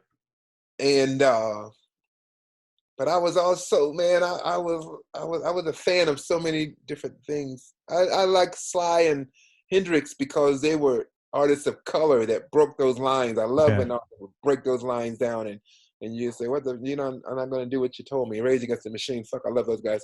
Yeah. And So do I. so yeah, you know, my mom, as far as my dedication to creativity and the connection with the universe, Yeah. she was the one. What's the happiest moment or happiest time in your life, Wiz? Watching my son being born. Oh, that's nice, man. I was right behind the just a doctor happy. when his full head of black hair came out. We were in the Netherlands. Vita wanted to have a water birth, and we went to Holland. We lived in Holland for that year. That's wild, man. Levin was born in a hospital in Voorburg, and I remember looking out at the moon the night before he came because we had complications. And he finally came out, and this is my first kid. And he was, I mean, you know how it is. You've done that, right? Yeah, 3 times. Yeah. Yeah, that was like, yeah, that's like human, top of the food chain, being a human being. Yeah. The first time when I did it, I had made a cassette tape. This was 1990. I made a cassette tape, put all my favorite songs on there, and I had a box, you know, boom box, and that I brought into the, you know, the room because So I you wanted played your own music. Yeah. So and then my son was born to Mountain theme from an imaginary Western. So every time throughout his life, we'd be driving in the car together and we heard that, I would stop. And it's still our song. Like if he's over the house here and it comes up on my rotation, or I'll just play it. It resonates with him? Yeah, man. It's just our thing. Yeah. Yeah. It's really cool. I remember that. Yeah. I was so happy I did that. Really happy. You know, this reminded me of something. You know, the one thing about both my kids, like the mother, Vita. She's a voice teacher, piano teacher, and she does these scales for every student. Scales that started off with the same scale. When she was pregnant with both kids, she was still working, and I remember seeing her big inflated stomach almost touching the piano as she played these scales up and down to start the students off. My son and my daughter both have perfect pitch. Probably from hearing those scales. They have perfect pitch. Laban knows a mile away when something's wrong. And he knows how to go there. He say, this note is not right. That note should be there. And that note should be there. That's wild. I know. And my daughter, my 16-year-old, she's the same way. She always looks up and gives it a squint eye. She said, that's not in tune. And I said, what? And then I would dial into it. I said, yeah, you're right. What a gift that is, man. I know. You have any non-musical superpowers? I think you do, man. Non-musical what? Superpowers. Sports. I played every sport. And tennis, I mean, I was really good there for a while. Back through the Jimmy Connors, McEnroe, Bjorn Borg days. I was playing all the time. And even now, lately, I'm still into it. Basketball, baseball, football, soccer, every sport I loved. Track, I used to run the distance running, and I was amazing at that. I could run a fucking mile. I almost broke the record at Northwestern, which was amazing. That is so cool. Well, like I said, for anybody listening who's just listening to the audio, not watching the video, this dude is looks like he's about 35, man. So, and he's a little bit older than that. So, yeah, 1952. Yeah, man. You know what? You know, one other thing, Craig. When I was writing my book, the editor told me, she said, let's go back to the very beginning. So I researched 1952. In 1952, there were the most UFO sightings in the history of this country. Really? Like over 400 UFO sightings. And there was an incident in Washington, D.C. If you get a chance to Google the Washington, D.C. incident, and it was in 1952, there were UFOs hovering over the White House and the Capitol. And and like the guy at the Andrews Air Force Base saw them on the meter, and they sent these jets, the Air Force jets, to go and intercept. And when the jets got to the scene, they said the objects disappeared. They didn't say if they sped off or not. They said they disappeared. And then the Air Force hung around for a while. And then when they split, they came back. The objects came back. Yeah. And then the next day, it was headline news in the Washington Post, the Miami Herald, the Atlanta Journal-Constitution, the New York Post. If you could see all of these newspapers online. But that was Wow. and shit. And then the next, and that was in an election year. And then at the end of the year, Eisenhower was voted in as president. He was a 4-star general because America wanted somebody strong. Oh yeah, to protect against the foreign invasion of UFOs. And, right, and also that same year we had the first hydronuclear bomb, Ivy Mike, was tested in the Indian Islands, like the first hydrogen bomb. Mm-hmm. That was like whatever, and I'm pretty sure that was all attributed to the freak out about alien presence. That's crazy, man. Planet. Yeah, but that's real shit. I mean, I said, holy shit, that's how I got to start my book. And I started off with the sighting, and like it's amazing. I mean, I checked all my sources, and it was real, and they had credible witnesses saying, yeah, they was like over the fucking White House in the Capitol and just hovering. And to this day, there's inside tips about, our government having had contact with alien presence. And I would love to know the truth about that, to see if I think we could use a little contact with some alien presence at this point. I think that's what time it is. I think that's what's going to be the thing that's going to break this awful direction that we're taking, is for us to realize there's something else bigger than all of this, It's this is not a political comment, but I am so shocked about how stressful things are as far as people getting along, because it's worse now than when I was a kid, it almost seems like. And maybe it's just social media has amplified Social media. I find myself in the morning when I go to Facebook or whatever, I could feel it altering my mood by what I'm looking at as posts. And I have to, and like, if you don't have a strong mind, you'll get sucked right in. Absolutely. And I can imagine somebody that's easily manipulated, reading something, even if it's true or not, they just fall right into it. That's why like news networks like CNN or Fox or whatever, whoever you go to, you believe it's gospel. If you don't have rational thinking, you fucking just get sucked right in. And that's what I feel is going on. These people are being ruled, they're doing what they're told. Man, I have not read or watched news in about 35 years. I made a conscious decision when I first started studying self-development stuff. I learned about the subconscious mind and, whatever you put in there. And I made it a point. I just said, I'm not going to put any negative stuff in there because there's enough negative shit up there that I got to fix anyway. And so I've not watched, and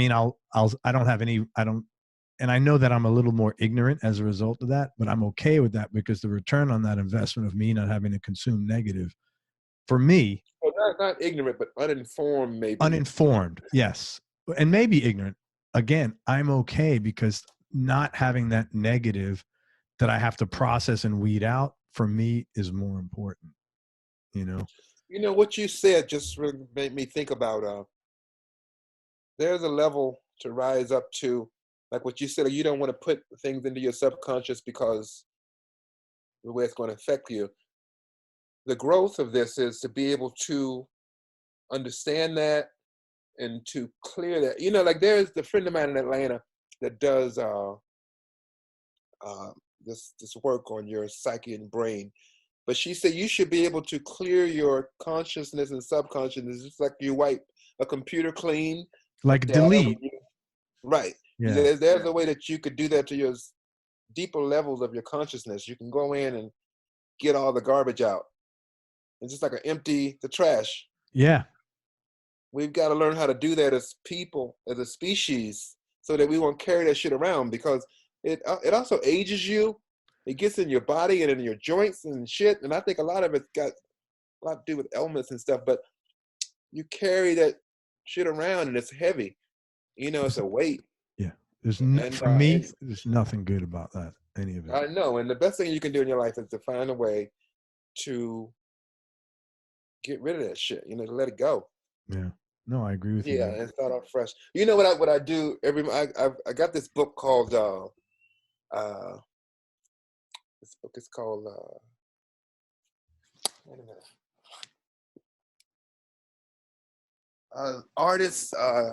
It's called The Artist's Way by Say that again? Julia Cameron. The Artist? The Artist's Way. Okay. By Julia Cameron. And she had this one thing in there where she says, she suggested that you do morning pages. Like the first thing you do in the morning when you wake up is you write down 3 pages of whatever is on your mind. You just write it down, and then you go out and start your day. I've been doing that since April 8th, and I don't think I'll ever stop. When you do that, it's the closest thing to emptying out your trash. Because like if I'm waking up in anxiety, Oh, so you write it down and somehow it leaves. Write it down, and then I write down everything that's whatever I'm feeling or whatever, and it really makes me aware of how I should approach my day, and how to best use my day, and how to stay on track with what I really want out of my life, and how to be in a positive life, you know. And I swear it works. Most people just get up and they go with all of the shit that they wake up with, and they take it with them. But this is almost like emptying the trash, because I sit there first and I write all that shit out. I have probably 400 binders of stuff, and I go back and I look at a bit of it, and it's like it comes out of the page at me like it's a life form. And I read some of it and I say, damn. And there's a lot of things that like I keep repeating, but I see them coming to a close. Right, like issues that you've had or whatever, but over time they slowly, their impact on you is not as severe. Yeah, I know exactly. I slowly whittle them down, and they're going to be gone. But that's like one of the best things. I mean, if you have the time, I make the time for it. And if I'm in a hurry, I just do a half a page or 1 page. Sure. So when I do the 3 pages, I'm to the point now where I do it. It takes me 7 minutes, because I've got my hand writing down now, and it just goes, and I date everything, and every day since August 8th I have a fucking thing about how I wake up. That's cool, man. Look, as long as you're doing something, whatever it is, whether it's meditation, writing stuff down, all the above, I think it's important. You got to be proactive in cleaning in emptying your own trash, man. Because about having growth. Yeah, you know, you want to have growth. I mean, the stagnation is so boring, and it's closure, and it brings about fear, and I mean, yeah, you know, you want to be able to use your life, because I mean, life is such a gift. I mean, every day the energy that we have, you know, I see people that are older than me and that are younger than me, and that's whatever. But the bottom line is, every day is yours. And I'm sorry, I'm going off on this metaphor. No, dude, this is perfect. Actually, this is really interesting. I'm going to ask you 3 more questions, Wiz, and thank you. You've been really honest, so thank you very much. It's so easy talking to you, dude. Oh, man. Thank you. Same here, man. Anything you wish you did differently, or anything you regret not doing? That's a tough one. I don't know. I don't regret anything that I've done. And that's an honest reaction. I swear that's honest. I believe you. I don't regret anything I've done, because it leads you to the next thing, even if it's... I've had a really cool life, and I've had everything. I've always had all that I needed. And I've had, you know, like, you know, it trips me out, like when I think about people that are billionaires, and I think it's so fucking selfish to be a billionaire. You don't need that fucking much money. You should be putting it back in.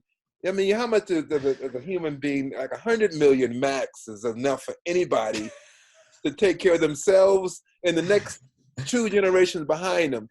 But you got these motherfuckers that want to have billions.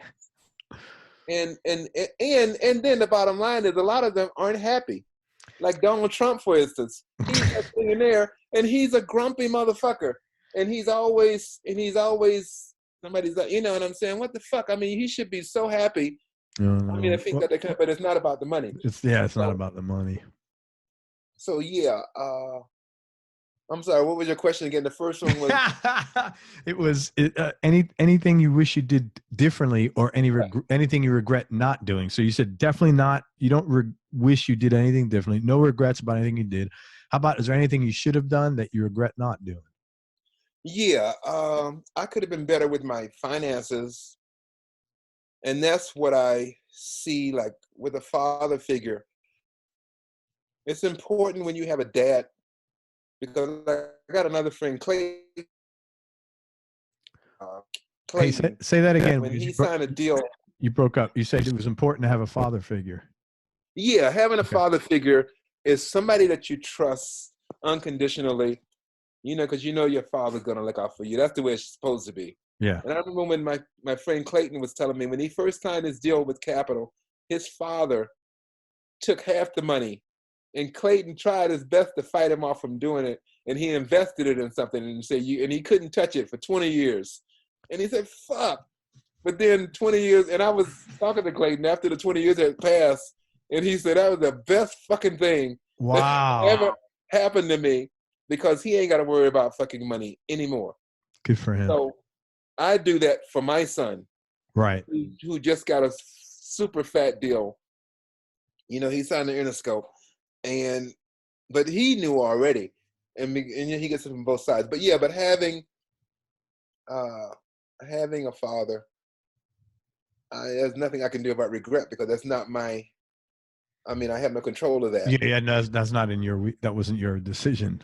Yeah, but I guess, you know, just being financial expertise. That's especially being an artist. Yeah, you need to get that. I've been fortunate and lucky. I was lucky enough for things to fall into place for me. But if I wasn't, it would be fucking tough right along through here. I see people my age and stuff, and they're struggling, and the doors are closing and stuff. You know, you feel like it. But yeah, get sound financial advice to go with your art, so that you can stay. You know, your creativity flows better when you're not stressed out. Oh, totally, man. You know, about these mundane things like paying the fucking bills and all this kind of stuff. And just stress in general fucks you up. Yeah. Stress in general sucks the creativity right out of everything. Yeah, man. Yeah. Especially like with chemistry, like with who you're working with. I mean, I find myself walking away from things that are now not because serving, it's not happening. Not serving a purpose. You know, you're just doing, you know, you're just living off of what's been done. And you're afraid to take challenges anymore, or to take chances anymore, because you feel like just because you're at a certain age, you can't do that. You know, so yeah, you've got to stay true. If you're a real artist, I remember the story about Picasso. I mean, I love that guy. I was in Spain, and I went to the Picasso Museum, and they have the 3 chambers of him going through his first, when he started as a student, and then when he went on his psychedelic thing, when he was doing the noses over here and the eye over there and shit. And then when he came back and got into architectural design, but he kept moving and moving. It was like it's amazing to see that work, and it made me want to be that kind of artist. And it got to the point where up until he died, the last thing he did was something creative, and then he said, "Okay, I'm out of here." And I mean, that's pretty much life, you know, the way it's meant to be. Toughest decision you've had to make, or most difficult thing you've had to do? One of the toughest decisions I had to make is when I had to leave Mother's Finest to go on tour with Stevie Nicks. I was going through some problem with the band, and I wasn't happy. And I was getting ready to do a tour that felt like I was being forced on, and felt like I was being pushed to the side. And I got a call from Jimmy Iovine's office and Jimmy just said straight up, he said, "You should come to LA and be in Stevie's band. She needs a bass player." And then I said, "Okay, I'll call you back." And I hung up the phone. and I had to make that decision. Right. Yeah, And I that's a said, tough one. fuck yeah. Maybe not. I mean, because first of all, it was Jimmy, and Jimmy was, man, I got some amazing stories about that guy. But anyway, that was tough because I love Mother's Finest. I love the band. I'm a part of it. It's like me. It's like, fuck, my blood's in it and everything. Like more than half the songs I wrote from my subconscious and stuff. So yeah, walking away from that to do that. But it was the perfect time when it ended up because Mo left shortly after and did a solo project, and then Joyce went out and did some solo stuff. So Right. that's when we went away from the 80s, early 80s, until it came back again later on. Sure. So that was a tough decision, but it was great. And you have so many fond memories of your experience with Stevie. I mean, you've just shared a bunch of them here. I can't imagine how many you actually have. So, Man, it's like a fun read. Joe Walsh was the opening act. Holy shit. I know, the whole tour, hanging out with Joe Walsh with that fucking chainsaw. And he used to go through hotel rooms. Oh, the hotels. Yeah, I heard about that. Yeah. And we spent the weekend one time at the Hart sisters' house. So we were in Seattle, and Nancy and Ann invited us over to their crib, both bands. And their house in Seattle is a big ass. You open the front door, and there's a big ass drum set, and then there's a SVT rig, a Hammond organ, a Marshall stack, and I say, "This is the living room." We say, "Oh, I'm never leaving this place." And yeah, and we sit there and jam. Like, Nancy Wilson is a bad ass guitar player. Yeah, she's fucking legit. Always has with been. her and Joe Walsh and Waddy. That's crazy, man. I know, yeah. So, some of the Stevie Nicks stories. That tour was amazing. Wow, that's so cool. But wait, I'm sorry. There's one more Stevie Nicks story I got to tell you. Please, man. We played New York City at Radio City Music Hall, and it was on a Saturday night. And Jimmy Connors, the tennis player, came to the show. He was a huge Stevie Nicks fan. And he came backstage after the show. And because that's who I got my backhand down the line from, was Jimmy Connors. Yeah. And I mean, everything. And nobody else nobody was into sports like me. I was Jimmy fucking Connors. And then, but he wanted to see Stevie. And he went to Stevie, and he was telling her how much he dug it. And he said, "I want to give you these." And he gave her 2 tickets to the finals at the U.S. Open. The next day, he was going to be playing Yvonne Lindell in the finals. Shit. And he gave the ticket to Stevie. And Stevie held the tickets up like it was like a little rat or something. He said, "Okay, thank you, Jimmy." and then when he left, and then she said, "What the fuck am I going to do with that?" I don't want to go do. And I said, me. So you got to go see the finals. She gave me the tickets. The Very tickets cool, are man. on court side. If you Wow. go and see footage of that match, you might see me over in the corner. That is so cool. I was there at the match, and to see Connors, that was his last Grand Slam that he won in his career. That's so cool. Final one. He beat Lindell, and then the next year, Lindell took complete control of everything. But that was when Jimmy. That was so cool. Those kind of stories. Working with her. Even guys like, when I get tickets to see a show from one of you guys are in town, I'm thrilled. But it's nice to see you get tickets. You're just as excited to see what you like. That's really cool, man. I know, man. She used to rent a plane, a Learjet, to fly and see Sting and the Police. Wow. She was crazy about Sting, and on our off days, she would get in a Learjet and go to a city to see the Police, and go straight on stage. And I would go with her from time to time. That's cool. Like royalty, of course. We would come right in and go right to the wing of the stage when the Police were at the peak of their career. They were so fucking amazing. Yeah, what a great band. Real great band. Really, really great band. Yeah, really great band. But but those kind of things, I mean, now that's what cash flow can bring you. Yeah. To be able to do that kind of stuff. And that's the part about it I love. Wiz, last question. Biggest change in your personality over the last 10 years, and how much of that change has been intentional and how much is just a part of aging? Discipline. Really? Discipline I'm finding that I love the challenge of discipline. I'll do a fast. I'll go for 10 days. The longest fast I've ever done was like 21 days. You did a 21-day fast. I've done a 21-day fast. That was back in the 80s when I did that, but I just came off of a 10-day fast about 3 weeks ago. And the hardest part about a fast is breaking it, because that's when you have to have the most discipline. It's depending on how many days you fast. Like when you do a 10-day fast, it's pretty much a 4-day break process. You have to gradually eat. And for me to have the discipline to do that correctly, and this last break fast I did was 97% there. So how did you feel after that? Feel amazing. Feel light. I feel like my body should. I get to a point where I can feel my. You change on a cellular level to where you can look at your skin and you can see the fucking. I mean, it's like, you can see the cellular structure of your makeup.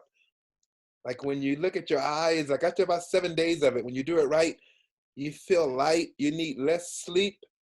All the energy that it takes to digest your food is shut down and sent to other parts of your body. And digestion takes up so much energy. That's the core of your energy. Like as a human, you're constantly churning up the stuff that you're eating to get it. That's like your big garbage disposal, and it's always working and churning, depending on what your diet is. But it works nonstop until you give it a break. But like what fasting does is it gives it the chance to stop and clean out.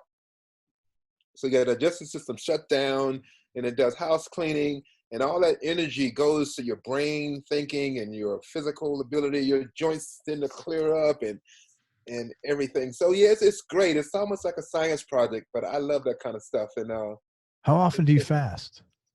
I try to do it like 3 times a year. Okay, so when you're not fasting, do you eat 3 meals a day? Do you eat 1 meal a day? What is your routine? As I get older, like 2, maybe 3. I don't, like I just got to the point. Just this week, I read something about breakfast, and this Asian woman was talking about it, and she said people was asking if you have to eat first thing in the morning, and she said no. She said the point of it is, the bottom line is when you do eat, make sure that you eat. Because breakfast, that word comes from break fast. Right. It's like breaking a fast. So you got to make sure you gradually eat what your body needs instead of just clogging it up full of cholesterol type shit, eggs and milk and cheese. Yeah. And, you don't have to do that. Everybody does that because they're told to do it.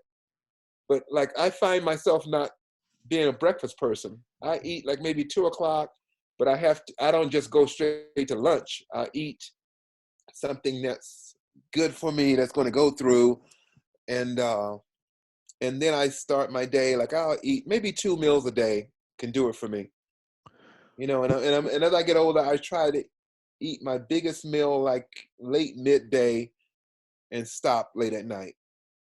When you did your fast, did you have any like broth or anything at all? Yeah, I have this book called Are You Confused? And it's an amazing book, and it gives you the ABCs of fasting. And I do this vegetable broth where you buy up all of these vegetables and you cook them down in water, and then you just pour off the broth and you drink that. And you can put it in the refrigerator, and then you heat it up when you want to drink it. But it gives you all the minerals and nutrients that you get from that stuff. And it's really satisfying. I mean, it's amazing, especially when you get like day 5, 6, and 7. I love that kind of shit. Yeah. It's funny you just say that. I had a guy on the show about a week, maybe last Monday. His name is Ven Thangaraj. He's originally from India. He's a bass player for a metal band in Boston called Firstborn, but he's also like CEO of several companies. He's a software developer. He fasts all the time, and he just got out for a 7-day fast. And I said to him, "How did you feel?" He goes, "Craig, I know it's hard to believe. I felt like I was 19." And he's like my age, Right. like exactly my age, I think. He's right. He's right on it, man. Yeah, he said I felt like I was 19. How often did he tell you how many times a year he? He usually does one big fat. Like, okay, so he only eats once a day. He'll eat like 6, 7 o'clock at night. It's a proper full meal. He doesn't like count calories or anything. But he fasts he has done several, like, I think this was his longest fast. It was either 7 or 10 days. I think it was 7 days, but he usually, I don't know how often he fasts during the year. No, I didn't ask him that. So I don't know like how many big fasts he does. But he's worked up to it because like first he did a day, then he did 2 days, and it was 4 days. You know, so it's not like, okay, let me start fasting. I'll pick 7. He's kind of like worked up to this, and he does the same thing you. He has broth that he has for nutrients. That book by Ariel Pavlo is a Frenchman. Are you confused? Are You Confused is like the best book I can tell you about. It's funny the title is about, but it's about fasting. It's right. Yeah, it's interesting. It's not only about fasting. It's about lifestyle. Okay. And it's about your body and care. They teach you about dry brushing, and the proper nutrients to eat. And I mean, it's a great book to have as a human handbook about how to keep yourself young and working. Well, dude, like I said twice, you are like a freaking science, a miracle of science, dude. You're 67. You told me you were 42. I wouldn't have blinked an eye, to be honest with you, man. So whatever. I appreciate it, and whatever like, you're doing. It's a joy because I got to go out. I've got to go out and play tennis with my daughter today, and she's on the tennis team at school. Yeah. I used to play tennis with Dale where I could just go tippy tappy. Now I have to go like full out, just to keep up with her. And just like what you were saying, you can go out with your kids and hang with them at the gym. Yeah. I'm glad I learned these secrets because I can still keep up with my kids. Oh, man. Yeah. All you need is motivation. If you go on Facebook and look at the kids you went to high school with, that's all the motivation you need. It's like, what? So anyway, man, listen, first of all, I want to tell everybody about your book. Thank you so much for your time, and I really appreciate it. Very cool to chat with you. All right. I want everybody to look for Wyzard's book. It's coming out in late 2020. But in the meantime, go to his website. It's Wyzard, WYZARD.net. Wyzard.net. Again, Wyzard with a Y. The name of the book is There Is No Other. And that is actually, he told me, the first words of the big hit that he wrote with Mother's Fine is called Baby Love. A couple of other things he's got going on. He is producing a record with Paul Reed Smith, actually, and the band is called World Without War, and the guitar player in there is Neil Sean's son. What was his name? I apologize. Miles Sean. And what else here? Yeah. What's that? He's a monster. He's a monster. And then Wiz's son, Laven Callie, it's Wizard's son. Now, this is what's cool. The kid is a brilliant golfer, went to college on a golfing scholarship, but he's also, as Wiz said, he's got perfect pitch, and he's a solo artist. And his single was just released, so check it out. It's called Homegirl. It's like contemporary modern music, like rap, R&B stuff. Yeah. But he plays all the instruments on it, except Wiz did his thing on the bass there. So it's Laven Callie, Levenkali. And dude, I'll be excited. Come back on the show once your book is out. I'll read it, and then we'll talk about the book. I got to. Man, that would be really cool. I'm excited to read it, and I'm really happy for you and proud of you because I know how hard that is to do. So, man, right on. Let me wrap this up. Any final things you want to say or promote, or words of wisdom from the Wyzard? I just love what you're spreading.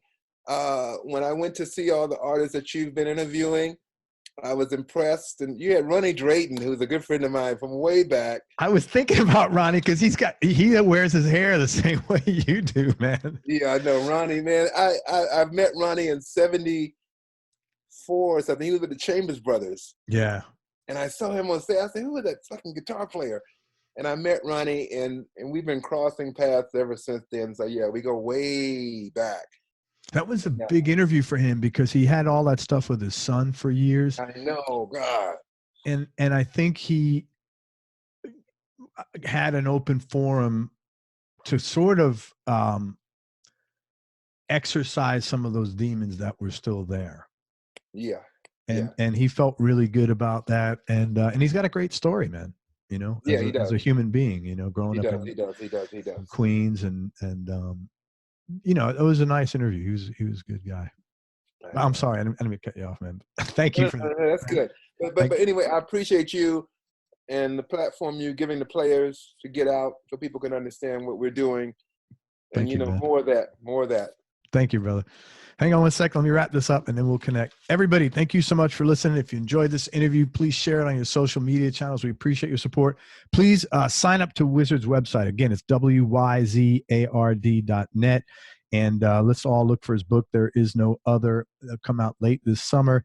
Check out his son, Laven Callie, and his new single, Homegirl. And I'm sure his daughter will be tearing something up soon and some very soon. And if you haven't ever listened to Mother's Finest, man, if you dig funk, check him out and bring the funk on, man. This is the man. Go on YouTube. Look at, he's got some great, there's some great videos of Wiz playing bass over in Germany, and just, you know, it's a lot of fun stuff, and you'll enjoy. And Primal Incantation. And Primal Incantation, your solo record. Check that out. It's on all the places where you could stream it, and I'm sure it's on wyzard.net as well. And that's it, man. Thank you so much for spending time with us. I appreciate it. And most important, don't forget that happiness is a choice, so choose wisely. Be nice, right? Be nice. Go play your guitar or your bass and have fun. Now, I'm not going to look at this without laughing. Peace and love, everybody. I'm out. Wyzard, thank you so much, brother. You're so welcome. Okay, bye-bye.